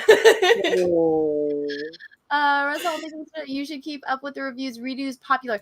Yeah, you know what I think I'm gonna do is it probably won't be the best idea, but I think I'm just gonna do it anyway because what did I do? Oh yeah, I wanted to paint, so I didn't do the review for episode 3, which I should have because I feel like what Redo does is it's like here's this one that it's like, oh, why is this show controversial? And then the next episode's like, oh my God, I need Jesus. And then, so they do that. So it's like, there's 2 episodes. One of them is like, ah! The other one's like, oh, that wasn't that bad. And so 3rd episode was like, ah! And then this episode today was like, oh, that wasn't that bad. It was just, I got to see a half wolf chick lose her virginity. And I got to see how well Japanese people animate bouncing boobs. You're just not getting there, Anna. Oh my God, this Stylish Fox 5. I'm fucking dying from your comment. What is the comment? Just read it. I'm not gonna. Anna is my favorite rat. Oh! I didn't read out loud. I stopped myself from reading that out loud. That's why I didn't read. Oh, brutal. It's amazing. Well, yeah, so maybe I'll, because I just watched the 4th episode, so I can, I can do a review for that. But then somebody was throwing a temper tantrum. So what I did, because I don't feel like I'm very good at reviews, because when I do them, people are like, you forgot this, you forgot this, you forgot this. So what I just do, I'm like, all right, I'll just take screenshots of each scene, whichever picture I think is the most significant that happens in the scene, and I'll go through and I'll kind of re-explain the episode and I'll say what I feel about each scene. And then someone's like, this isn't a review, it's a breakdown. And because that one comment was early, all of a sudden like 20 comments pop up after that they didn't watch the video. They're like, this is a breakdown, this isn't a review, this is like an analysis. And I'm like, you didn't watch the video. Because I'm pretty sure the part where I said like the chick should have got that shit shoved up her ass, that probably isn't part of, that's more of a review. That's not a breakdown of the episode. But it is what it is. I'm just going to do it that way. But I was yelling at one of my friends. I'm like, dude, go watch this show. And he's like, no. He's like, I'm not into that kinky shit like you. I'm like, it's not a fetish, dude. It's just like this show is insane. And then this fucker, then I see, I'm like, oh, now I see how it is. It's because you were on what's his face's channel. That's why you watched it with the guy that's got 1 million subs, but you wouldn't watch it when I told you. I was like, you bastard. It is whatever. People are people. I'm trying to be sneaky about who I'm talking about, but he knows. Sure. You know who you are. You know what you did. He knows because I yelled at him an hour ago when I found out. Like, I watched that shit weeks ago. Is it Jeremy? It's not Jeremy. Oh my God. Somebody should record Jeremy watching these, because we made Drunk watch episode 1 and episode 2 because they're only like 25 minutes long. And he wasn't on camera, but we were listening to him. And he's just like, oh. And like just the audio of Drunk responding to what's going on. He was like, man. Oh snap! He's gonna say oh snap, and then he's like, oh snap!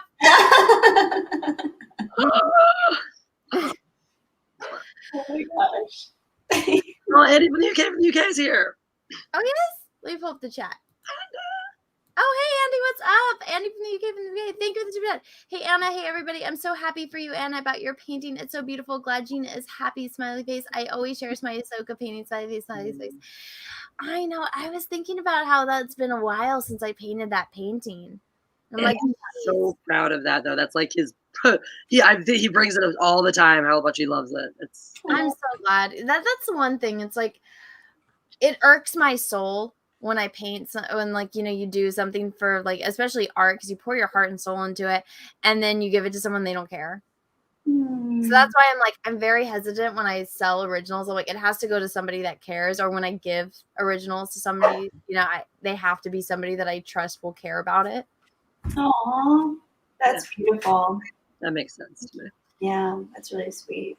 I spend like, you know, minimum 20 hours of your life on something. You wanted to be appreciated. Exactly. I'm like, you know, the time I gave Jeremy my Joker painting and he just tossed it in the backseat of his car, but that's okay too, you know. Wait, wouldn't the sun landing on that actually like wash it out? Huh? Like, doesn't artwork get like washed out or bleached, sun bleached whenever it's left in like cars and stuff? It was in a bag. Oh. Like he bagged it and threw it in the back. Yeah, I gave it to him in a gift bag because I knew he liked the Joker, and so I had done the Heath Ledger Joker painting, and I gave it to him, and then he's just like, and I was like, I give him shit for it to this day. It's fine. I told him when that happened, I'm like, I'm never gonna let you live this down. I thought you were saying he had like propped it in the car or whatever, like he does with the freaking plushies. He's checking it up like an a-hole. That was, oh my God, we were asking people last night. Mary was there. I was part of the Milosov initiation ritual now is being asked what the number one thing you feel unappreciated for in your life was. And I was just, you know, I came up with these questions and be like, all right, let's dig in and like make people like talk about stuff they don't want to talk about. And if they won't talk about it, they have to make orgasm noises. So we know. And fucking everyone shares their things that they feel unappreciated for. And we're all fucking crying. Like every one of us cried telling our story and then listening to each other's story. It's a classic women's stream, which is all of us talking about our feelings and crying. I was drunk. I'm so sorry. I'm so sorry. Mary, you apologizing. You were amazing last night. Dude, you were on fire. People were loving it, myself included. But it just made me think of that. And like, there's all this stuff like we do in life. And it's like, that's why I think about when I deal with other people is always try to appreciate the things they go out of the way to do for me, because somebody took the time to do that. And you don't know how much it means to that person and what they put into it. I really appreciate art even more living with Jeff and seeing how many hours it takes to get certain things done and how the dedication and the fine tuning and the perfection and all that. And it's like, it's so important when somebody takes the time to give you something they made, whether they're insanely, brilliantly talented like Anna or just starting out. Like, I'm a big person with fair. So I had done this painting for a show that I did, and it was actually it's the fastest painting I ever did, and I'm actually kind of proud of the fact that it was so fast, because it's like, the thing about the Joker is like it's just smeared on, so I don't have to be all technical and make sure that I get everything right. And so it was a fast painting that I had done, but I felt bad because I'm like, oh my gosh, like, you know, it was when I got to go on the set for the Star Wars Theories movie, and I was like, shit, like I should give, you know, him a gift, because if it wasn't for, you know, him being friends with Star Wars Theory, like I wouldn't have this opportunity to go on to see this Darth Vader thing. So I was like, I said, you know, here, thank you for, you know, letting me go on this movie set, because I know you like the Joker, and you know, you didn't care, but it's fine. I got to see Darth Vader, and I got to draw all of that before it was done. And my elbow is in the movie at like 11 minutes and 59 seconds. Are you serious? Yeah. The director of the movie actually came, when I went and I watched it at the theater that they premiered it at. He's like, "Oh, hey, did you see yourself?" And I was like, "No." And he's like, "Yeah." And I was like, "Oh shit!" I was trying really hard to like not be in it and to like not be in anyone's way, but I was drawing up in the balcony, and I guess they forgot to tell me to move. Oh my gosh. Dude, that's fun as hell, man. That's a story. I'm there. Elbow I'm cameo. there. That's something you get to take forward with you. I would change it for the world. That's awesome. Dude, that was like when I was talking to Richard the other weekend, and he's telling about some of his early stuff doing documentaries. One of the first things he did was cover Woodstock as a filmmaker. And he's like, yeah, my friend just found this picture. It's like, you just Google a picture of Woodstock. It's like from the stage, opening act, looking out. And he's like, yeah, there I am, bottom left corner right there. Wow. Like, what a fucking memory to just, oh, that's just on Google. Just Google that picture and you'll go just, there I am in that piece of history. I mean, it's not like you left a Starbucks cup in a shot or anything. So Oh yeah. No, you didn't. I think it's just good. It's like you're just $1 there. million production. Let's just have Starbucks now. So sloppy. Oh my god. Somebody's literal job is to make sure shit like that doesn't happen. That's their only job. Their one job is to make sure that the set is reset perfectly for every shot, and shit like Starbucks cups aren't in the goddamn shot. That's their entire fucking job. what? Well, how did it get missed in editing? Like, how did that many people? How did that many people look at it and not notice a Starbucks cup when that's all we could fucking talk about the second that shit ended? Well, and like the water bottles, honestly, I think they just didn't care at that point. They're like, fuck this, we don't care. Then you have one foot out the door, they just phoned that shit in, and it was a disservice to everyone who cared about it. Gosh, what a mess that was. Oh, God. I was talking to a normie about when I was getting my hair done. Me and my hairdresser were Which, by the way, I really like. It looks great on you. Thank you. it's gorgeous. I meant to say something earlier, but I forgot because we I'm got still sidetracked. getting used to it, so it's like weird every time I get on camera and I'm like, every time I look in the mirror, I'm like, oh my god, I look like a grown up. You do look like a grown up. It's kind of jarring. I'm like, where's my friend? It's weird. It makes me look older, which I'm kind of okay with, but at the same time now I'm like, I kind of miss my dark hair. I miss the length. Somebody was saying I had extensions, and I'm like, bitch, my hair is Those are 5 inches layers. shorter. Layers. Those are layers. It's 5 inches shorter. It used to be like right here. Like right here, guys. Like right there. Which, to be fair, is still drastically shorter than anyone else whose hair who goes to that level, because you're a fucking hobbit. It made me sad because it was dead, but it needed it. But now my hair feels all weird because they had to do the bleach and whatnot. But it's something new. I realized I hadn't done my hair in a long time, and I was like, oh, things are open. I'll go do my hair. I'll get my nails and my toes done, and I'll go shopping for like 5 minutes. I'll do girly stuff while the world is kind of open for a day. So, Yeah. The world opened up when? When the fuck did the world open up?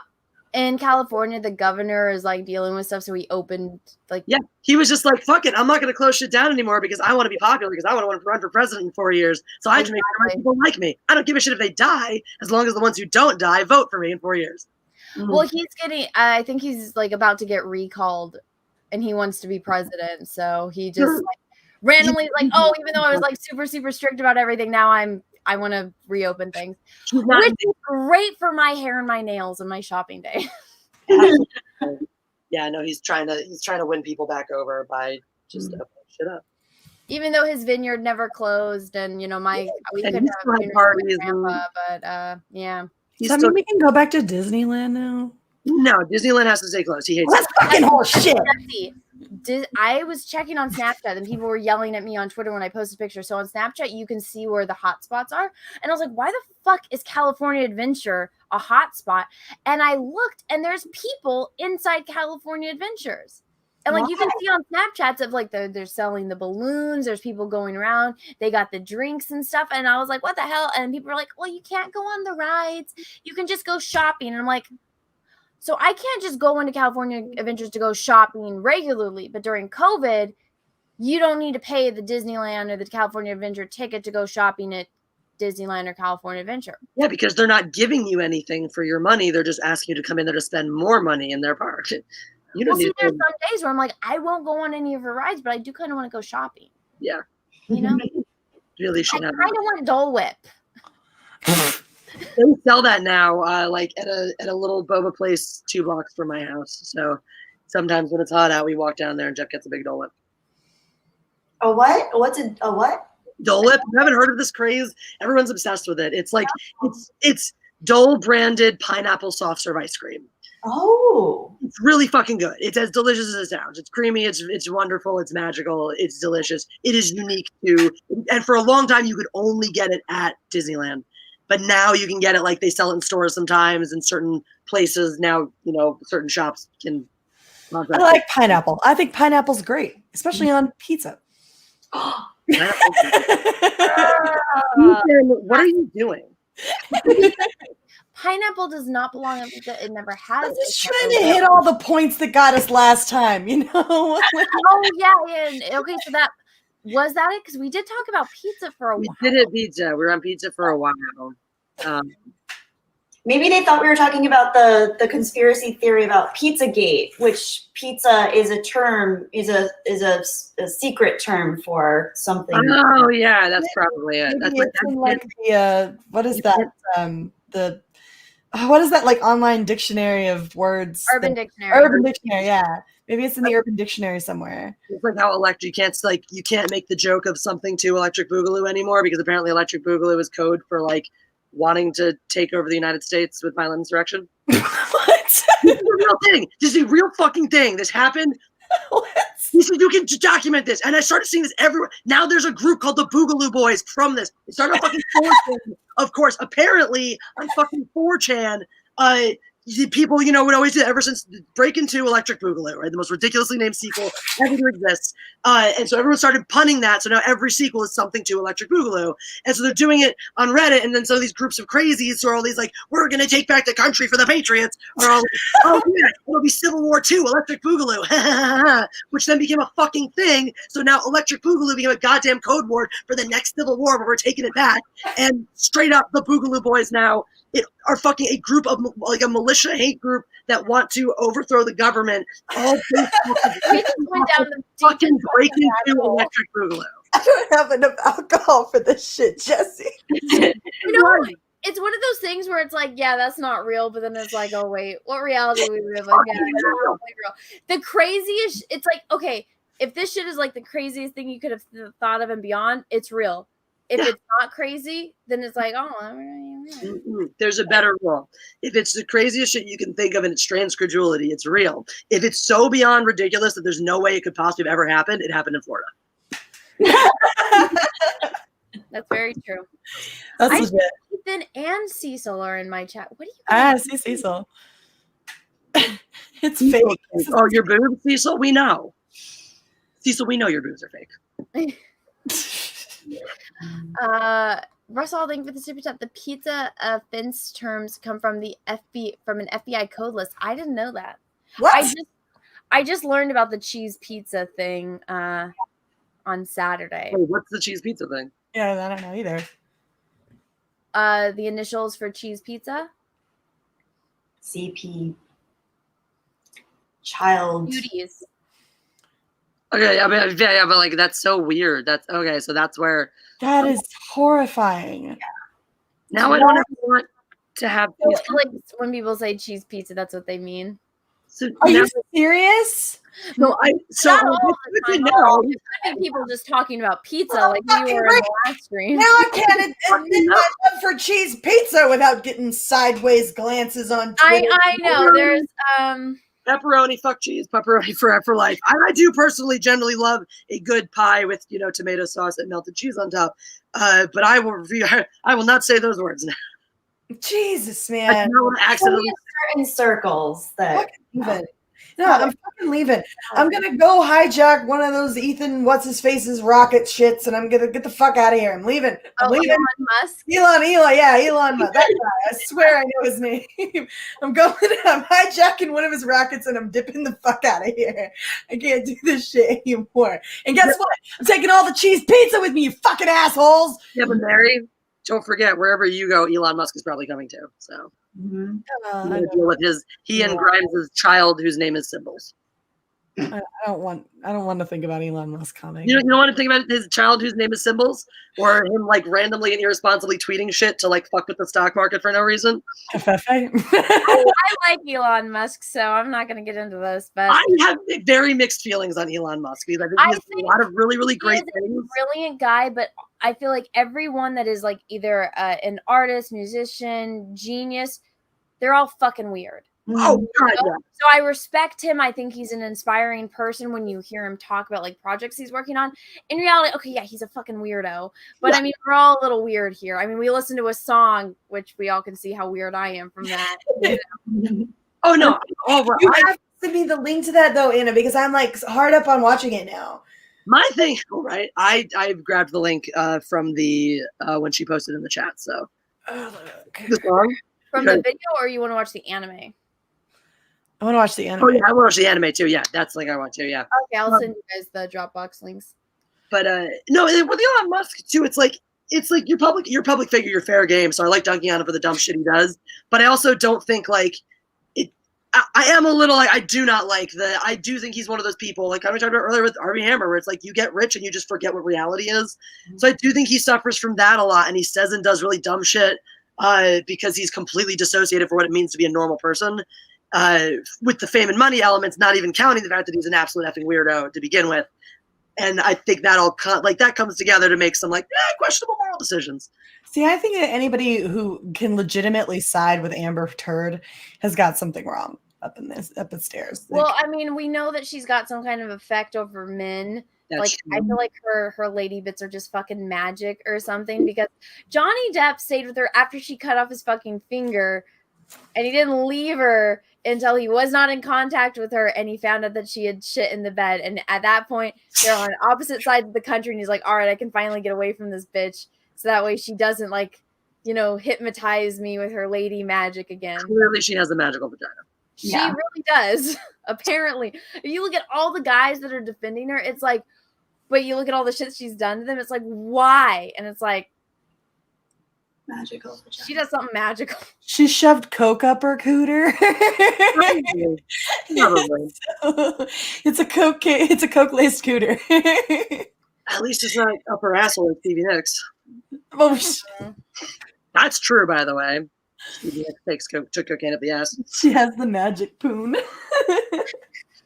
Well, no, what was it? My friend, he did a video on it, and he's like, oh, she's probably one of those chicks that, like, while you're banging her, you start seeing, like, new colors and shit. Like, that's why you start to taste purple.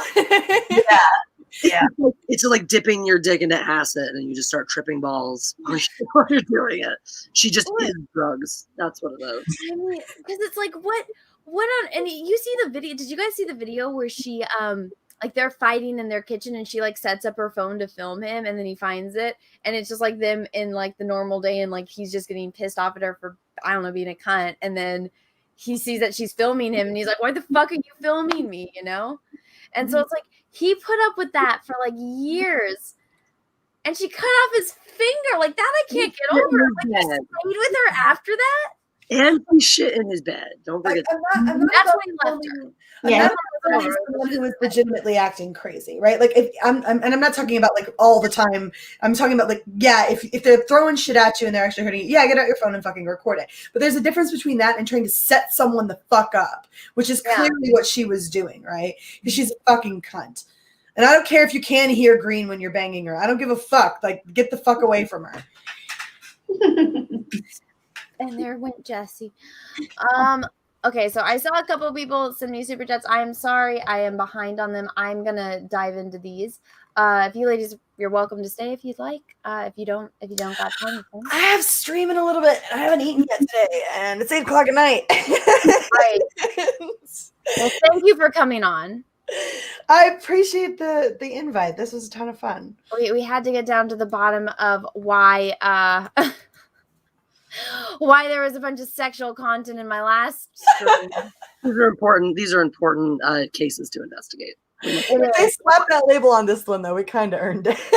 I'm gonna laugh when they refuse to remove that, and then this gets flying colors. It's completely fine, green dollar signs all around. It probably will. It probably will. But thank you for coming on, Mary. I really appreciate it. Absolutely. Don't forget to send me that link. I will harass you over it. I want to see it. For the episodes, yeah. Yeah, absolutely. I'll just send you the Dropbox links. All right, I'm out. Deuces. Bye, Mary. Bye, Mary. All right, super chat time. I love how the background looks just like popping out behind us. Oh yeah, the Matriarchy. So pretty. I need to. Oh, the Matriarchy. Oh yeah, I was looking at your fairy lights. I love your lighting, Jessi. And now we got these for Christmas. They were like the only lights we found out there, and we hung them up there for that originally. And we're like, they look great here.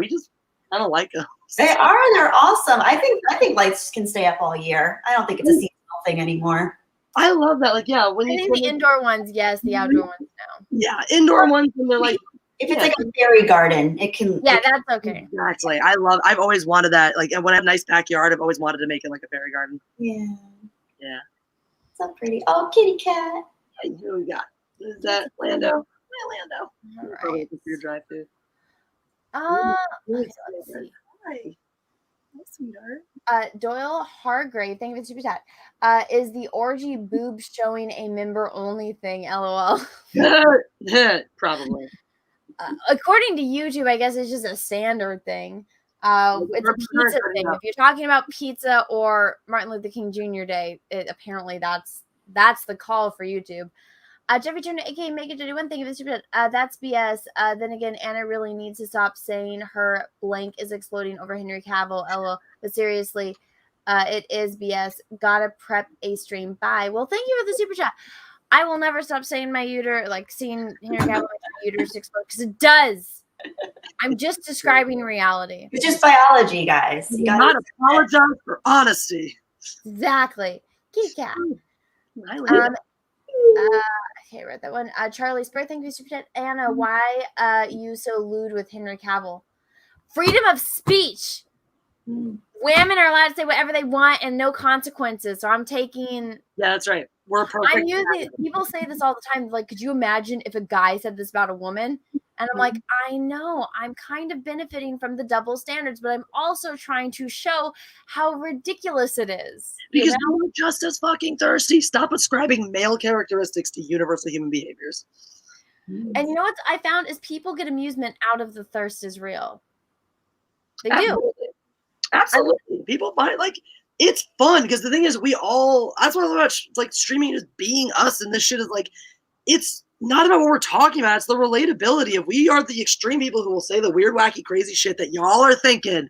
You think these thoughts, you have these moments, you have these crazy what ifs and shit that goes through your brain and stuff you never tell anybody. We're just the ones who sit here and fucking talk about it for you to laugh at. And that's why everyone connects to that. Everyone relates to that. People love watching it because it's fucking real. Yeah. Well, I posted so one of the things in this anime, so it's if you're a hero and there's only like 10 of them in the world. So for everyone else in this anime universe to level up, you have to get the hero juices, whether it be blood or juices that come out of a human. And so obviously the best, I feel like more fun way to do that, and apparently everyone in this anime world agrees with me, is to do sexy time acts that get you those sexy time juices. And why am I talking about this? I just completely blanked. Something about, I don't know. It started with why are you so lewd about Henry Cavill? It went into exploding uterus. Well, something exploded, and I forgot why I was telling this story about the anime, but it had to do with how you guys are addressing things that people think about anyway, and it's relatable. That people don't talk about. I still don't know why I had to bring up this anime. But it's a really interesting concept. I like hearing you talk about it because it makes me kind of want to watch it now. Yeah, it does. Also, it's gonna scar you because when I watched it, I was like, ah! That's okay. I have a really dark mind. I don't talk about it all the time, but I actually have a really dark mind, and I kind of learned about that. You're knowing about the cannibalism farm, or you're learning about fucking cannibalism. You're the last person on the stream I would think would know that. I know. I really, really, really like exploring the human shadow and the dark stuff that people get into. I just find it fascinating. I don't think people think that I'm like that because they think I'm like a bright, bubbly, happy spirit, but no, I'm into darkness too. I just don't always talk about it with everybody. But yeah, you guys seem cool. Who's your favorite serial killer? My favorite serial killer. Hang on, that's a really good one. Well, okay, if we're going for likability, I do think Jeffrey Dahmer had a likable quality, almost like a hurt, sweet he almost like didn't really want to kill them, but he just kind of like had to, kind of thing, where it's like, oh. Did you ever see the movie Mr. Brooks? Who? Did you ever see Mr. Brooks? Either of you, actually, because I think you'd both really like this. No. It's Kevin. Which Kevin is it? Is it Kevin Costner? I think it's Kevin. It's Kevin Costner. I've definitely seen it. And he's addicted to murder. He has a family and all this shit, and he doesn't want to be, but he just gets off on murder, and he can't help it. And that's like the impetus. I wouldn't say anymore. It's like the Green Lake Killer. Let me see.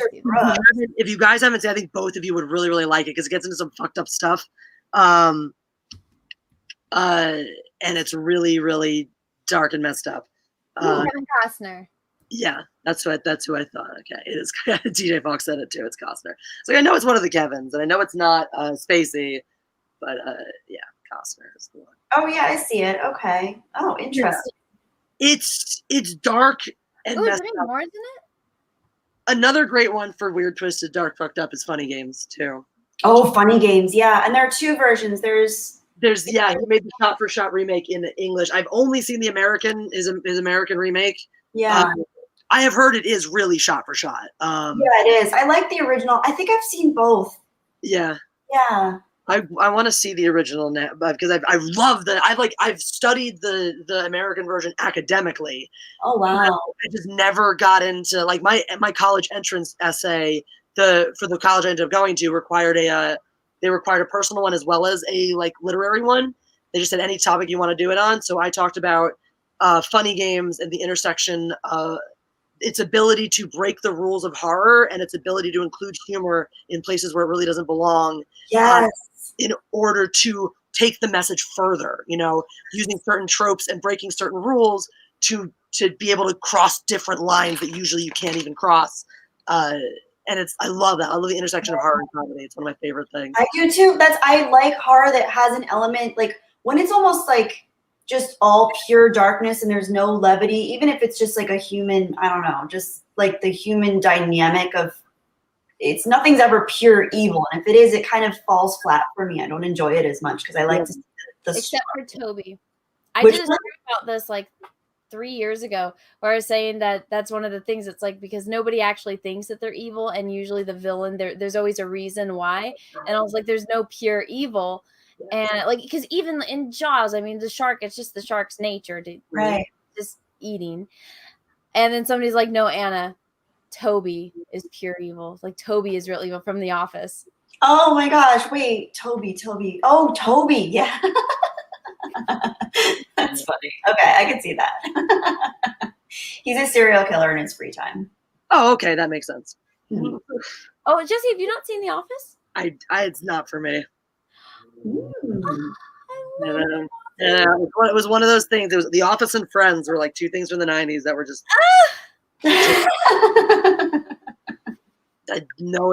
zero interest. The Office I've seen like clips of. Friends I've seen almost no seconds of ever. And it never interested me when it was on. Hearing people talk about it never interests me. Learning more about it and stuff, it's never grabbed me. It's never been a thing that I've had any desire to go, experience. I just don't. The Office, I dislike The Office so intensely that it turned me off from even trying sitcoms for years. Oh my gosh. Wait, the British Office or the American? The American one. I've never seen any of the British one. It's just not for me. Like that kind of show is just not for me, which is funny because I got into Parks and Rec later on and I loved it. And I thought, oh, well, maybe I'll like The Office and I like Parks and Rec. And I watched a few episodes. I'm like, no, this isn't for me. Maybe you should start in season 2. I've seen like the stuff. I've never like sat down and tried to start from the beginning though. Like the stuff I've seen has been like, oh, you want to try The Office? We'll watch this episode or watch this clip or watch. Like it's been people trying to like show me the things that. What about the Hannibal Lecter episode? I mean, look, if you want to, if you have like favorite episodes, like the best 30. I think the clip is called like the best 30 seconds in TV history. I might have seen it then because someone's probably shown it to me at some way. But like, if there's an episode, they do like the CPR dummy and they cut off the face. And I was like, which episode is that? Okay, yeah. It's he has his heart attack. The Office is something that I will say I haven't given enough of a shake to like fully. Well, maybe so Kevin is my spirit animal. So when you watch it, think of that. Okay, never mind. I'll never watch it. Jeff is burning fiery passion and hatred The of The Office, Office. So. Seinfeld, The Cosby Show. Fucking Seinfeld. All these shows. What's wrong with you? I thought we were friends. Seinfeld is one of the worst shows ever made, and I can't stand it. It's not funny. It is not good. Remember in Star Wars when like Padme goes to talk to Anakin on Mustafar, and then he's like, "Yo, hey, I actually did kill all those kids, and I kind of want to like world domination." She's just like, "I don't know who you are anymore. That's me right now. Like, I don't know who you are anymore. What is this? I don't know who you or Jeff are." You have broken my heart more times than I can count by negging on some of my favorite franchises. So I know I understand that it is difficult, but with great therapy, you will get over it. What have I nagged on? It doesn't matter, because if I tell you what it is, you'll just explain to me why it's stupid and I shouldn't like it. I didn't say nag. I said nag. What is it that you, aside from Mission Impossible, which I don't really think I ragged on too much because I haven't seen it. Well, you don't like hate on things excessively or anything like that, but like there have been those moments where I'm like, I love this, or you're like, I hate this thing. I'm like, it's a thing I love. So now I want to know, what is it that you love that I hate? I'm trying to remember what they always come up and they always friend them. You don't like Fight Club, right? Oh, okay, that's a good one. Fight Club's is like one of my number one movies. Oh, is it the Godfather thing too? The Godfather is one of my number one films. Like Godfather, I can't remember if it made my top 10 or if it almost makes my top 10, but it didn't. It is close to my top 10. Yeah, those are like two for me that I absolutely love that you can't stand. But yeah, and like I understand, Anna, that it hurts and that it's difficult in the moment, but I also understand that with years of therapy and a lot of work and great effort, we will move past this moment and eventually be okay. I know it doesn't feel like it right now. Trust me. I've been there. It's not a good feeling. I understand, so I feel for you. And while I'm never going to like Seinfeld, I'm also confident that in time, these wounds will heal. I also do have a really, really valid reason for never giving Seinfeld a shot again, though. Because I did give it a fair shot. I watched an entire season of it. The person gave me, I think, season 3. Whatever season they said is like the best season. They gave me a whole season to watch. I watched the whole season. I didn't care for it. It wasn't for me. I was like, I can appreciate like why you like it in this. Not for me. That same person like laid down the line, sexually harassed me, and was a total effing creep about it. And so because turned a corner. What? I know. So that's what I said. So that's why like that's the hard one for me. Like I will never give it a shot again because like I don't like it anyway. I really don't care for the show, period. I gave it after giving it a full shot. But that's like my hard line of like, well, that guy fucking ruined it forever. So if you're mad about the fact that I won't give Seinfeld a shot, go fucking I'm more upset about The Office than Seinfeld, but it's just, it didn't like. What about the episode though where like I don't know. Beyonce dies because she's too cheap to buy the actual envelope, so she poisons herself by licking the envelopes to their wedding. It sounds hilarious. But there's just structure in the characters and this. It's just, it just never has. It's never. I'm gonna read super chats so my heart just doesn't keep breaking. Jamie M, thank you for the super chat. That Star Wars Girl, talk about. I like how this is in all caps. That Star Wars Girl, all caps, regular talk, all caps about the High Republic and what it means for the past of Star Wars. In the books, they are also just starting hyperspace 300 years before Phantom Menace. So they're just so I think I remember reading that one earlier. So in the High Republic era, they are just introducing hyperdrive as a new thing that we can just now do. Oh. Which is not a thing because hyperspace and hyperdrives have been around since Revan. You wouldn't have interplanetary space travel and interplanetary communities and shit without. But they're not introduced. That hyperspace has been around. It's the hyperspace accident. So basically, what happens in the High Republic is that what starts off this is that there's the Great Disaster, which is basically a car crash in outer space, and the spaceship car crashes into a planet, causes all this devastation in this one system. Which is stupid. Yeah. That's why if you watch A New Hope, Remember when Luke is giving him shit and Han is yelling at him? He's like, we could, go through a supernova, go right through the freaking star, go through an asteroid field, go through a planet, all that. That's why we gotta wait for the computer to fucking calculate our route before we jump to hyperspace. Yeah. That's what it's fucking there for. So there's precautions so shit doesn't happen. There's also these other things on hyperspace routes, which if any of them took the time to look into Star Wars lore, which one of them did, which happens to be the dude that blocked me, who also doesn't know how to tell the lightsaber doesn't do certain things. Anyways, the way hyperspace routes are is that, you put it into the computer and there are paths through space that don't go through supernovas, that won't take you through the heart of a planet, that won't take you through an asteroid field. That's why they're called hyperspace routes, because this is the fastest route from, I don't know, fucking Tatooine to Coruscant. And that's why all of the ships go in there, and it's called a hyperspace route. So even though it's not an official highway route, it's basically, this is the route that basically every ship is going to have to take to get from point A to point B. Yeah. And it's, it's known throughout all of like the Star Wars ship systems, and that's how they all know. It's kind of like how we all have GPS and this way is, packed, so we're going to take this freeway instead of that one. That's kind of like how it works. What? I would say the level of idiocy of that is like, if you said there was a hyperspace collision, two ships collided, okay, or an asteroid drifted through the path and you didn't know about it, okay. You hyperspaced your ship into a planet? Like, to know how to operate hyperdrive. That's not what happened. It crashes in hyperspace, and something happens to the ship while it's traveling in hyperspace, which I think it just crashes into something or crashes into another one, which would not happen. No. But it does, and then all of the remnants of all of these ships that crash into one another go hit planets. And for whatever reason, even though we know that planetary shields exist, they magically disappeared in the High Republic era. So all of these planets got remnants of these broken ships that hit them at hyperspace or hyperspeed. How the fuck big are these ships that their debris is devastating planets? Do you want to watch the fucking video, Jessi? Do you want to watch their stupid animatic explaining it? I watched all of it. Debris crashes into Earth, it causes problems and can hurt people in small fucking areas coming in from just outside of orbit. The pieces of ship debris traveling at hyperspace are going to be burned to a fucking crisp, probably before they even get to the atmosphere, let alone enter it, let alone penetrate these shields that apparently don't fucking exist anymore.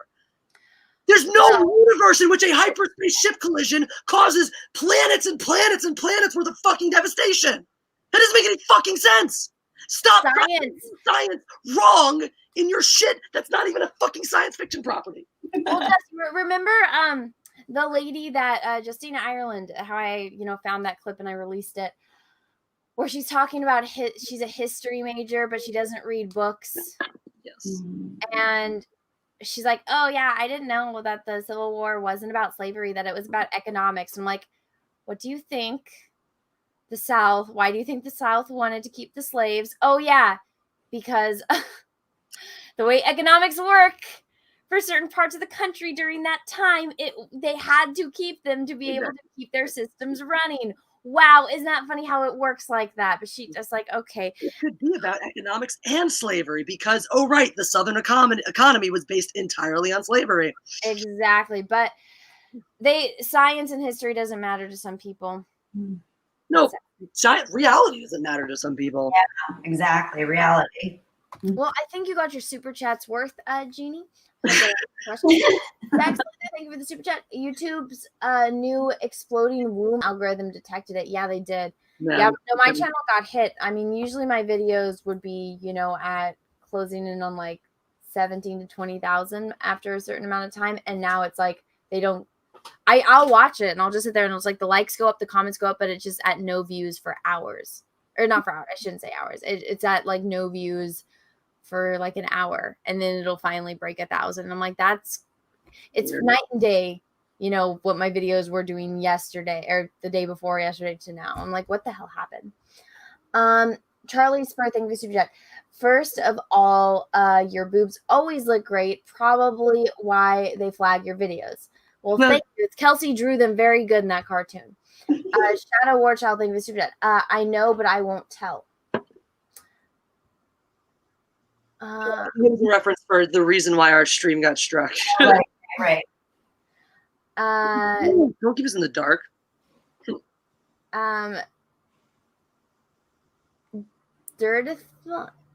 Drethon 405, thank you for super chat. Just because I feel like it, winky face. Well, thank you. Russell, thank you for 2 super chats in a row. These stories are BS, but it's still Marilyn Manson. So that's why you're obsessed with Henry Cavill. Man from U.N.C.L.E. Now it makes sense. No. The first movie I saw Henry Cavill in was The Count of Monte Cristo, but he was still a boy. Aww. He was a boy in that movie. I like men when they, minimum 30 years old. And, I feel like men are the perfect, 33, 35 to 45. Like, that is when men are in the prime of their life. And, I thought he was, attractive and whatnot. But I'm telling you, when I watched, some of the Witcher stuff and, him doing the fighting things and him doing other stuff, I was like, hello. Just something spoke to me. And, when he was in the Superman suit doing the ice bucket challenge, something spoke to me then. And somebody was like, oh, Amy Adams. I was like, she was in the video? I didn't even notice her.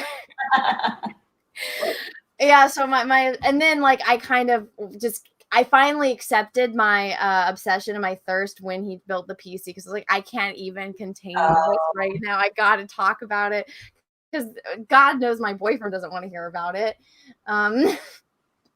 Let's see. Thank you for the super chat. Fantastic Four and four fantastic and intelligent beauties here. Well, thank you. Oh, thank you. Drunk 3, thank you for the super chat. Little love for this awesome group. Well, thank you.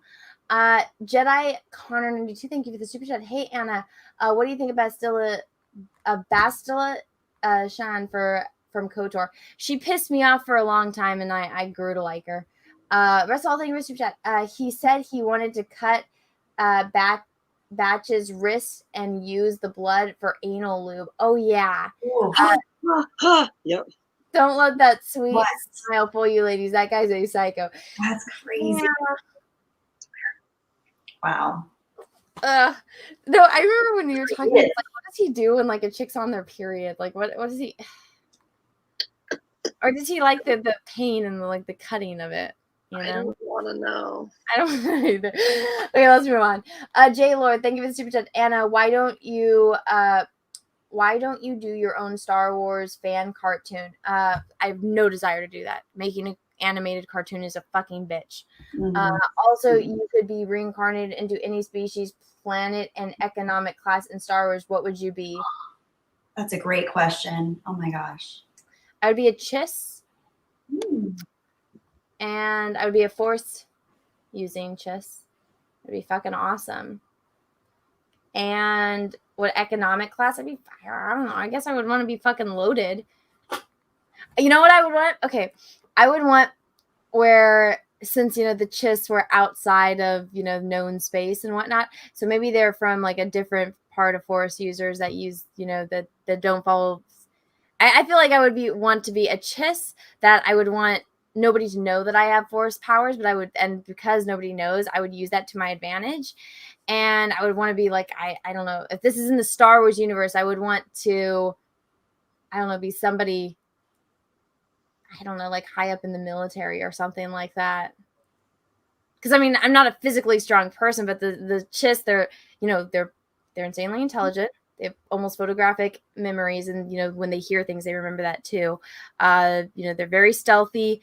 They're very intimidating, and they kick fucking ass. So I would want to do that on top of having Force powers, and on top of being somebody with some kind of actual powers, considering in real life I have none. I'm not physically strong at all. I think that would be very, very fun. And that's why the only art of myself that I sell is me as a Chiss. So there you go. That's awesome. What about you guys? I would basically be Han Solo, but Force sensitive. I love the idea of being like a rogue, like either, you know, completed some Jedi training and defected, or like self-taught, you know, powerful enough to figure out some shit on my own or whatnot, and just like a rogue badass who just like throws some force shit into my fighting while smuggling or doing whatever else I'm doing. I think I'd be more a mercenary than a smuggler, but that's more my speed. But yeah, so like sensitive mercenary. Which planet, Jessi?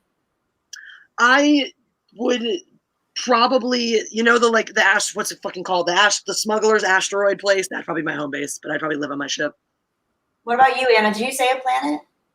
No, I think I would want to be from,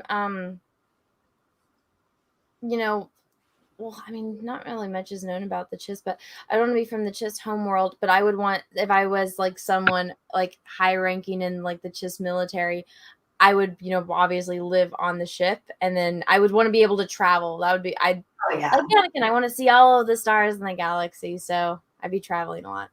Yeah. How about you? I don't know what species I'd want to be, but I definitely think I'd want to be in Alderaan before it got detonated. That'd be cool. Alderaan, but I don't know. I like a lot of different species. I definitely want to be force sensitive too. Maybe. No, that's like, give us the fucking force. Yeah, force. I mean, I'm not going to do it if there's no force, or at least I'll learn, but how to wield it. Maybe. I'm keen on being human. Although I wouldn't mind like a humanoid race that just had like a different colored skin. That'd be kind of funky. Yeah. One of the myriad options out there for that. Yeah. I'm down for being human. Good question. A great question. Let's see. Russell, I think Anna's gone full Shane Davis on the stream. That was when I was talking about not wearing pants. Valiant Renegade, thank you for Super Chat. Turn on stream immediately talking about no one wearing pants. Best stream ever, Anna. LOL. This was an epic stream. You're welcome. Thank you for the Super Chat. $200, thank you for Super Chat. You should have Yanzi as part of this stream. I haven't streamed with Yanzi yet. I was thinking about that the other night. I saw whatchamacall. I popped in the chat sometimes because they'll be streaming late, and I saw like John and Shane and Yanzi streaming, and I was like, I thought about it. I was like, I haven't streamed with Yanzi. I haven't like officially met Yanzi yet. What's a Yanzi? Yanzi is Shane Davis's wife. Oh, cool. They're the ones that are doing like the Starlight Cats book together. Gotcha. Cool stuff. Ray J's World Thing was that you all about Andy Signor versus Zack Snyder. I think Jessi knows what that is. I have no idea. Oh, he's always been anti-Snyderverse, and he just made a big he's doing a stream or whatever. He's going after him again, basically, and I support it. I know Andy does stuff like that because, you know, he's punching up his brand and whatnot. It's fun to punch at the Snyderverse. His new take is that he's calling it the Snyder cult, basically. I guess some of whatever he's found suggests that Zack Snyder runs a tight little world. So he's trying to bust that open and stuff. I don't know too many of the details about that, but if you're interested in hearing more about, you know, the Snyderverse and the Snyder world, he's doing content on it. There you go. Skahab, thank you for that. Always enjoyed the randomness. Case in point, approaching 1 year of the Valentine's Day stream, which was hilarious. Hope you do it again. What did I do on Valentine's Day last year? I don't know what I did. Yeah. I remember I maybe I was drunk. Probably. I was streaming, and then I remember Tom came on for whatever reason. Oh my God. I don't remember what the stream because me and Pete just had to celebrate it early because I think he had the munchkin, and so he was out of town. I don't remember the stream, and there's probably a reason for that. Russell, thank you for Army Hammer loves hashtag hemorrhaging for the hoo-ha. Yep. Michael Roth, thank you for was Anna going on about Malin drawing male rear ends? If so, that was probably got the strike. No, but John does draw fantastic man ass. Wilson, thank you for chat. Okay, I read that one. Happy Black Man, thank you for the super chat. Good evening, ladies. Hope your day is going as good as mine. Hail Doomcock. Well, thank you for the super chat. I appreciate it. My day's going okay. Actually, you know, it's good. I shouldn't say it's going okay. It's going fantastic. I think right now my energy is just dissipating and I can feel it like just leaving my body. I have the answer to your question, Anna, by the way. Dax Luther says you apparently got drunk, fell asleep, and then fell over on the stream. Why I don't remember it. Oh, God. That would explain why your memory is fuzzy. Oh, God. I do love my drunk. I have a cache of, crazy retarded drunk live streams. So Budget Gaming, thank you for the super chat. This is the first time hearing of this Witcher idea, but I'm digging it. You've been talking about this for a bunch. Your edit? I have been, but I don't think there's anyone out. Well, I feel like if somebody did it, they would be like, "You're sexist, against women." But when it's a woman doing it, who's been openly, very vocal about her thirst for Henry Cavill, I think I've kind of passed the socially acceptance. I think now everyone's like, that girl needs help. So I think I can get away with it. If anyone can, I think I can. And the Anna cut will be released eventually. I believe in it. I'm ready for it. I'm never going to watch the original show or learn anything more about it. I'm just going to watch the Anna cut. I'll watch the Anna cut too, yeah. So much better. I'm not going to watch The Witcher. I'm telling you, just the first episode, if you fast forward every scene that he's not in, it's such a better episode. Leviathan says Gina just advertised Anna's Etsy. Oh, really? Let's go say. Let's go. Is it on the Instagram or the? I got a ton of orders. I did pre-orders for my. It's got to be on. Well, it's not loading on Instagram. Is it on Twitter, Jess? It doesn't seem to be on Twitter. But let me see. Unless she put it in a chat somewhere. But let me see. IG. She posted my one of my pictures on her on her Instagram, which was awesome. On her Twitter story. Oh shit! Twitter story, nice. Let's see. I'm gonna go take a screenshot and scream. Cool. Ah! She did! Oh my god, that's badass. That's so cool.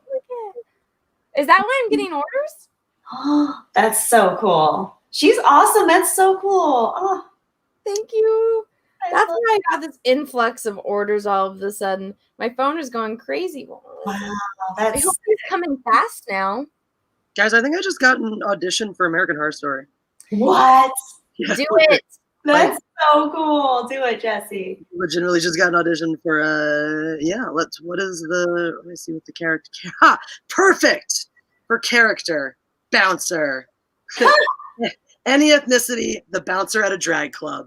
Yes! Oh, dude, I got this shit unlocked. Look at me. I look gay as fuck. I look buff as fuck. I have got this shit. Yes! I hope you don't die.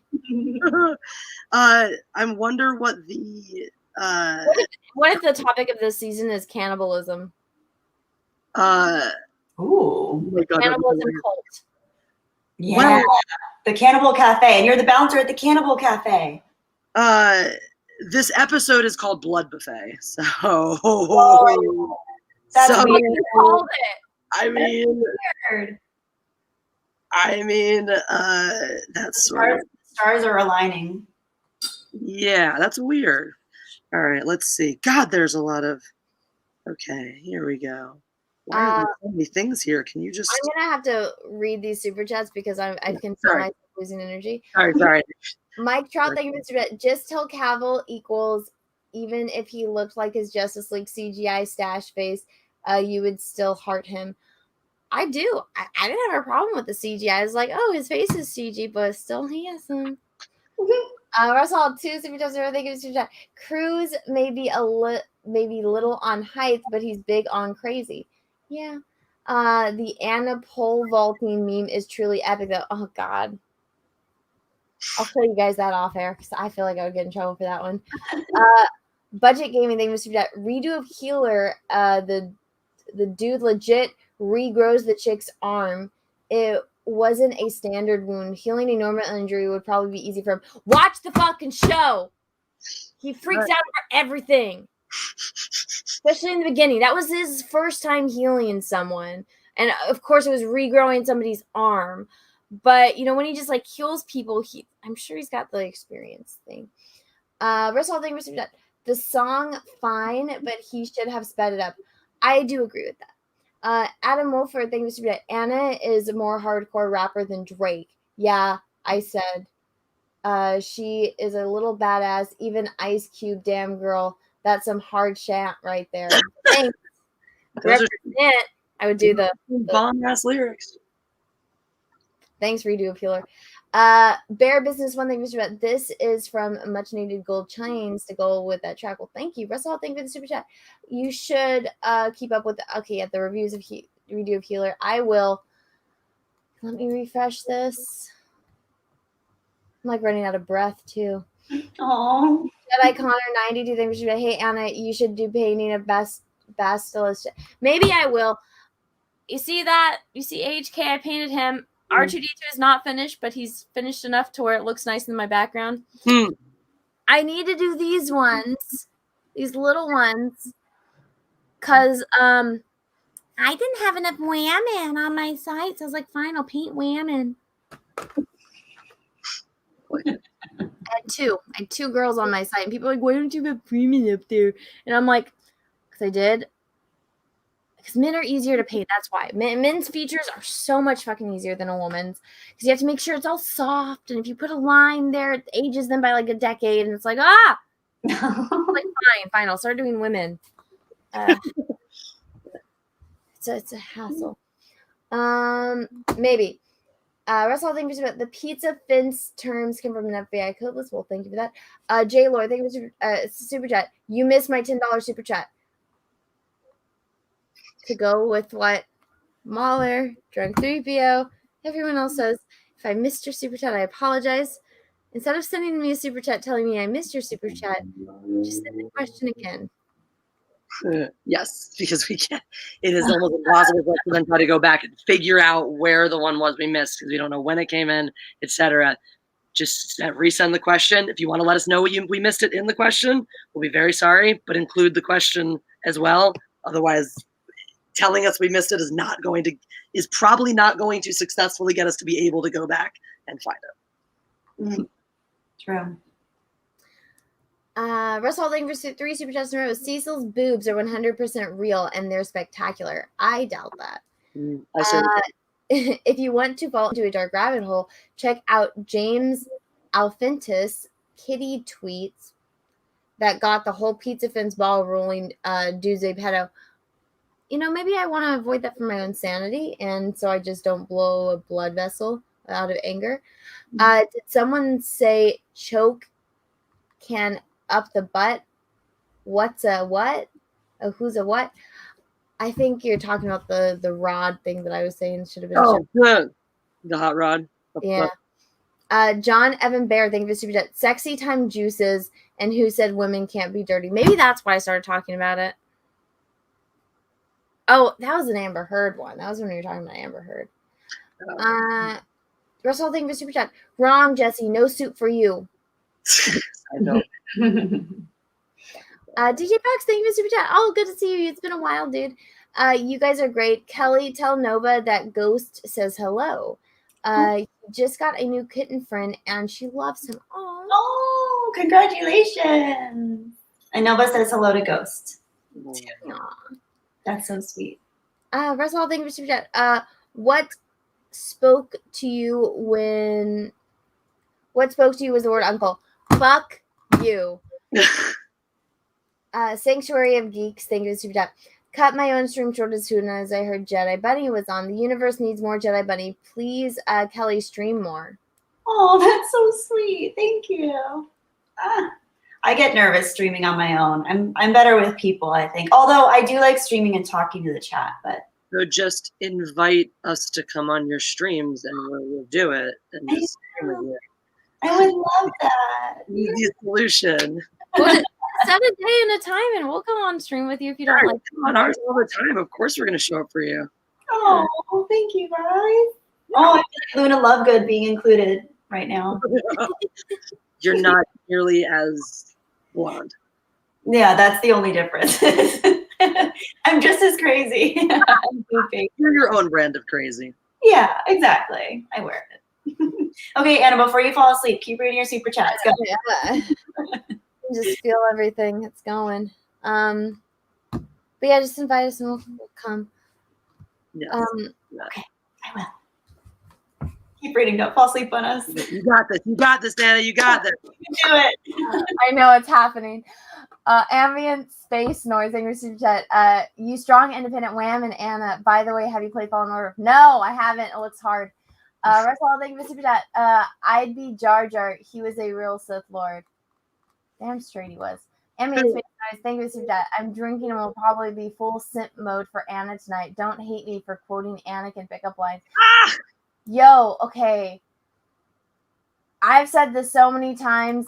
You think Attack of the Clones is cringy? You should have gone on some of the dates I went on in my life, because the way Anakin says it with like the lighting and the music, it's like, okay,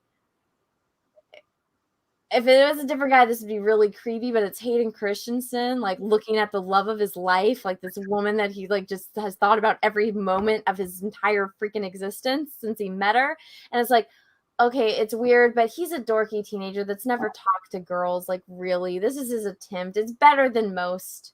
Honestly, that stuff never bothered me about the writing. That stuff felt organic. Exactly. It felt exactly the way it should be. He should be that weird and awkward. And, you know, he's this kid tripping over this first girl he's ever liked and whatnot. That shit was always fine with me. And I do think people, you know, go over the top criticizing it sometimes. Yeah. Looks like you got two more. You can do it, Anna. Yeah. Good try. Nikki, thank you for super chat. Do you think a lot of Gina Carano hates Dreams for more jealousy than her refusal to bend the bullying toxic? I did not read that correctly. Do you think a lot of the Gina Carano hate stems more from jealousy than her refusal to bend to their bullying tactics? I think it's both. What do you think? I think the bullying tactics to start with are because of jealousy. I think all of this rage and bullying and wokeness and shit from this, you know, the social justice hate mob is just jealousy of not wanting to tear down anybody else who has enough confidence and self-assurance to be their own person. Mm-hmm.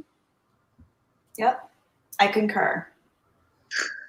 I don't want Anna to fall asleep, so you gotta make it. Oh, no, it refreshed. Okay, I forgive you, Anna, because I know you don't mean it. We're not related after all. Fuck you. And with that being said, I'm done with Super Chat. So everyone, thank you so much for being here. Hopefully this will be already uploaded on my secondary channel. Go check out Jessi's channel. Go check out Kelly's channel. Actually, they're both in the description of this video. Huh. And this will be uploaded on my other channel, That Star Wars Girl Live. Hopefully it doesn't get like the death of the YouTube.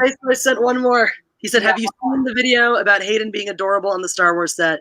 And there's a story mode difficulty in the game just for you. Good night. I'll tell you where I thought I came in. I'll tell you where I thought I came in. In the forest, when the lightsaber goes like this and flies off, I said, oh, what a great entrance. Ah! Ray caught it? She hasn't even been to Dagobah for training.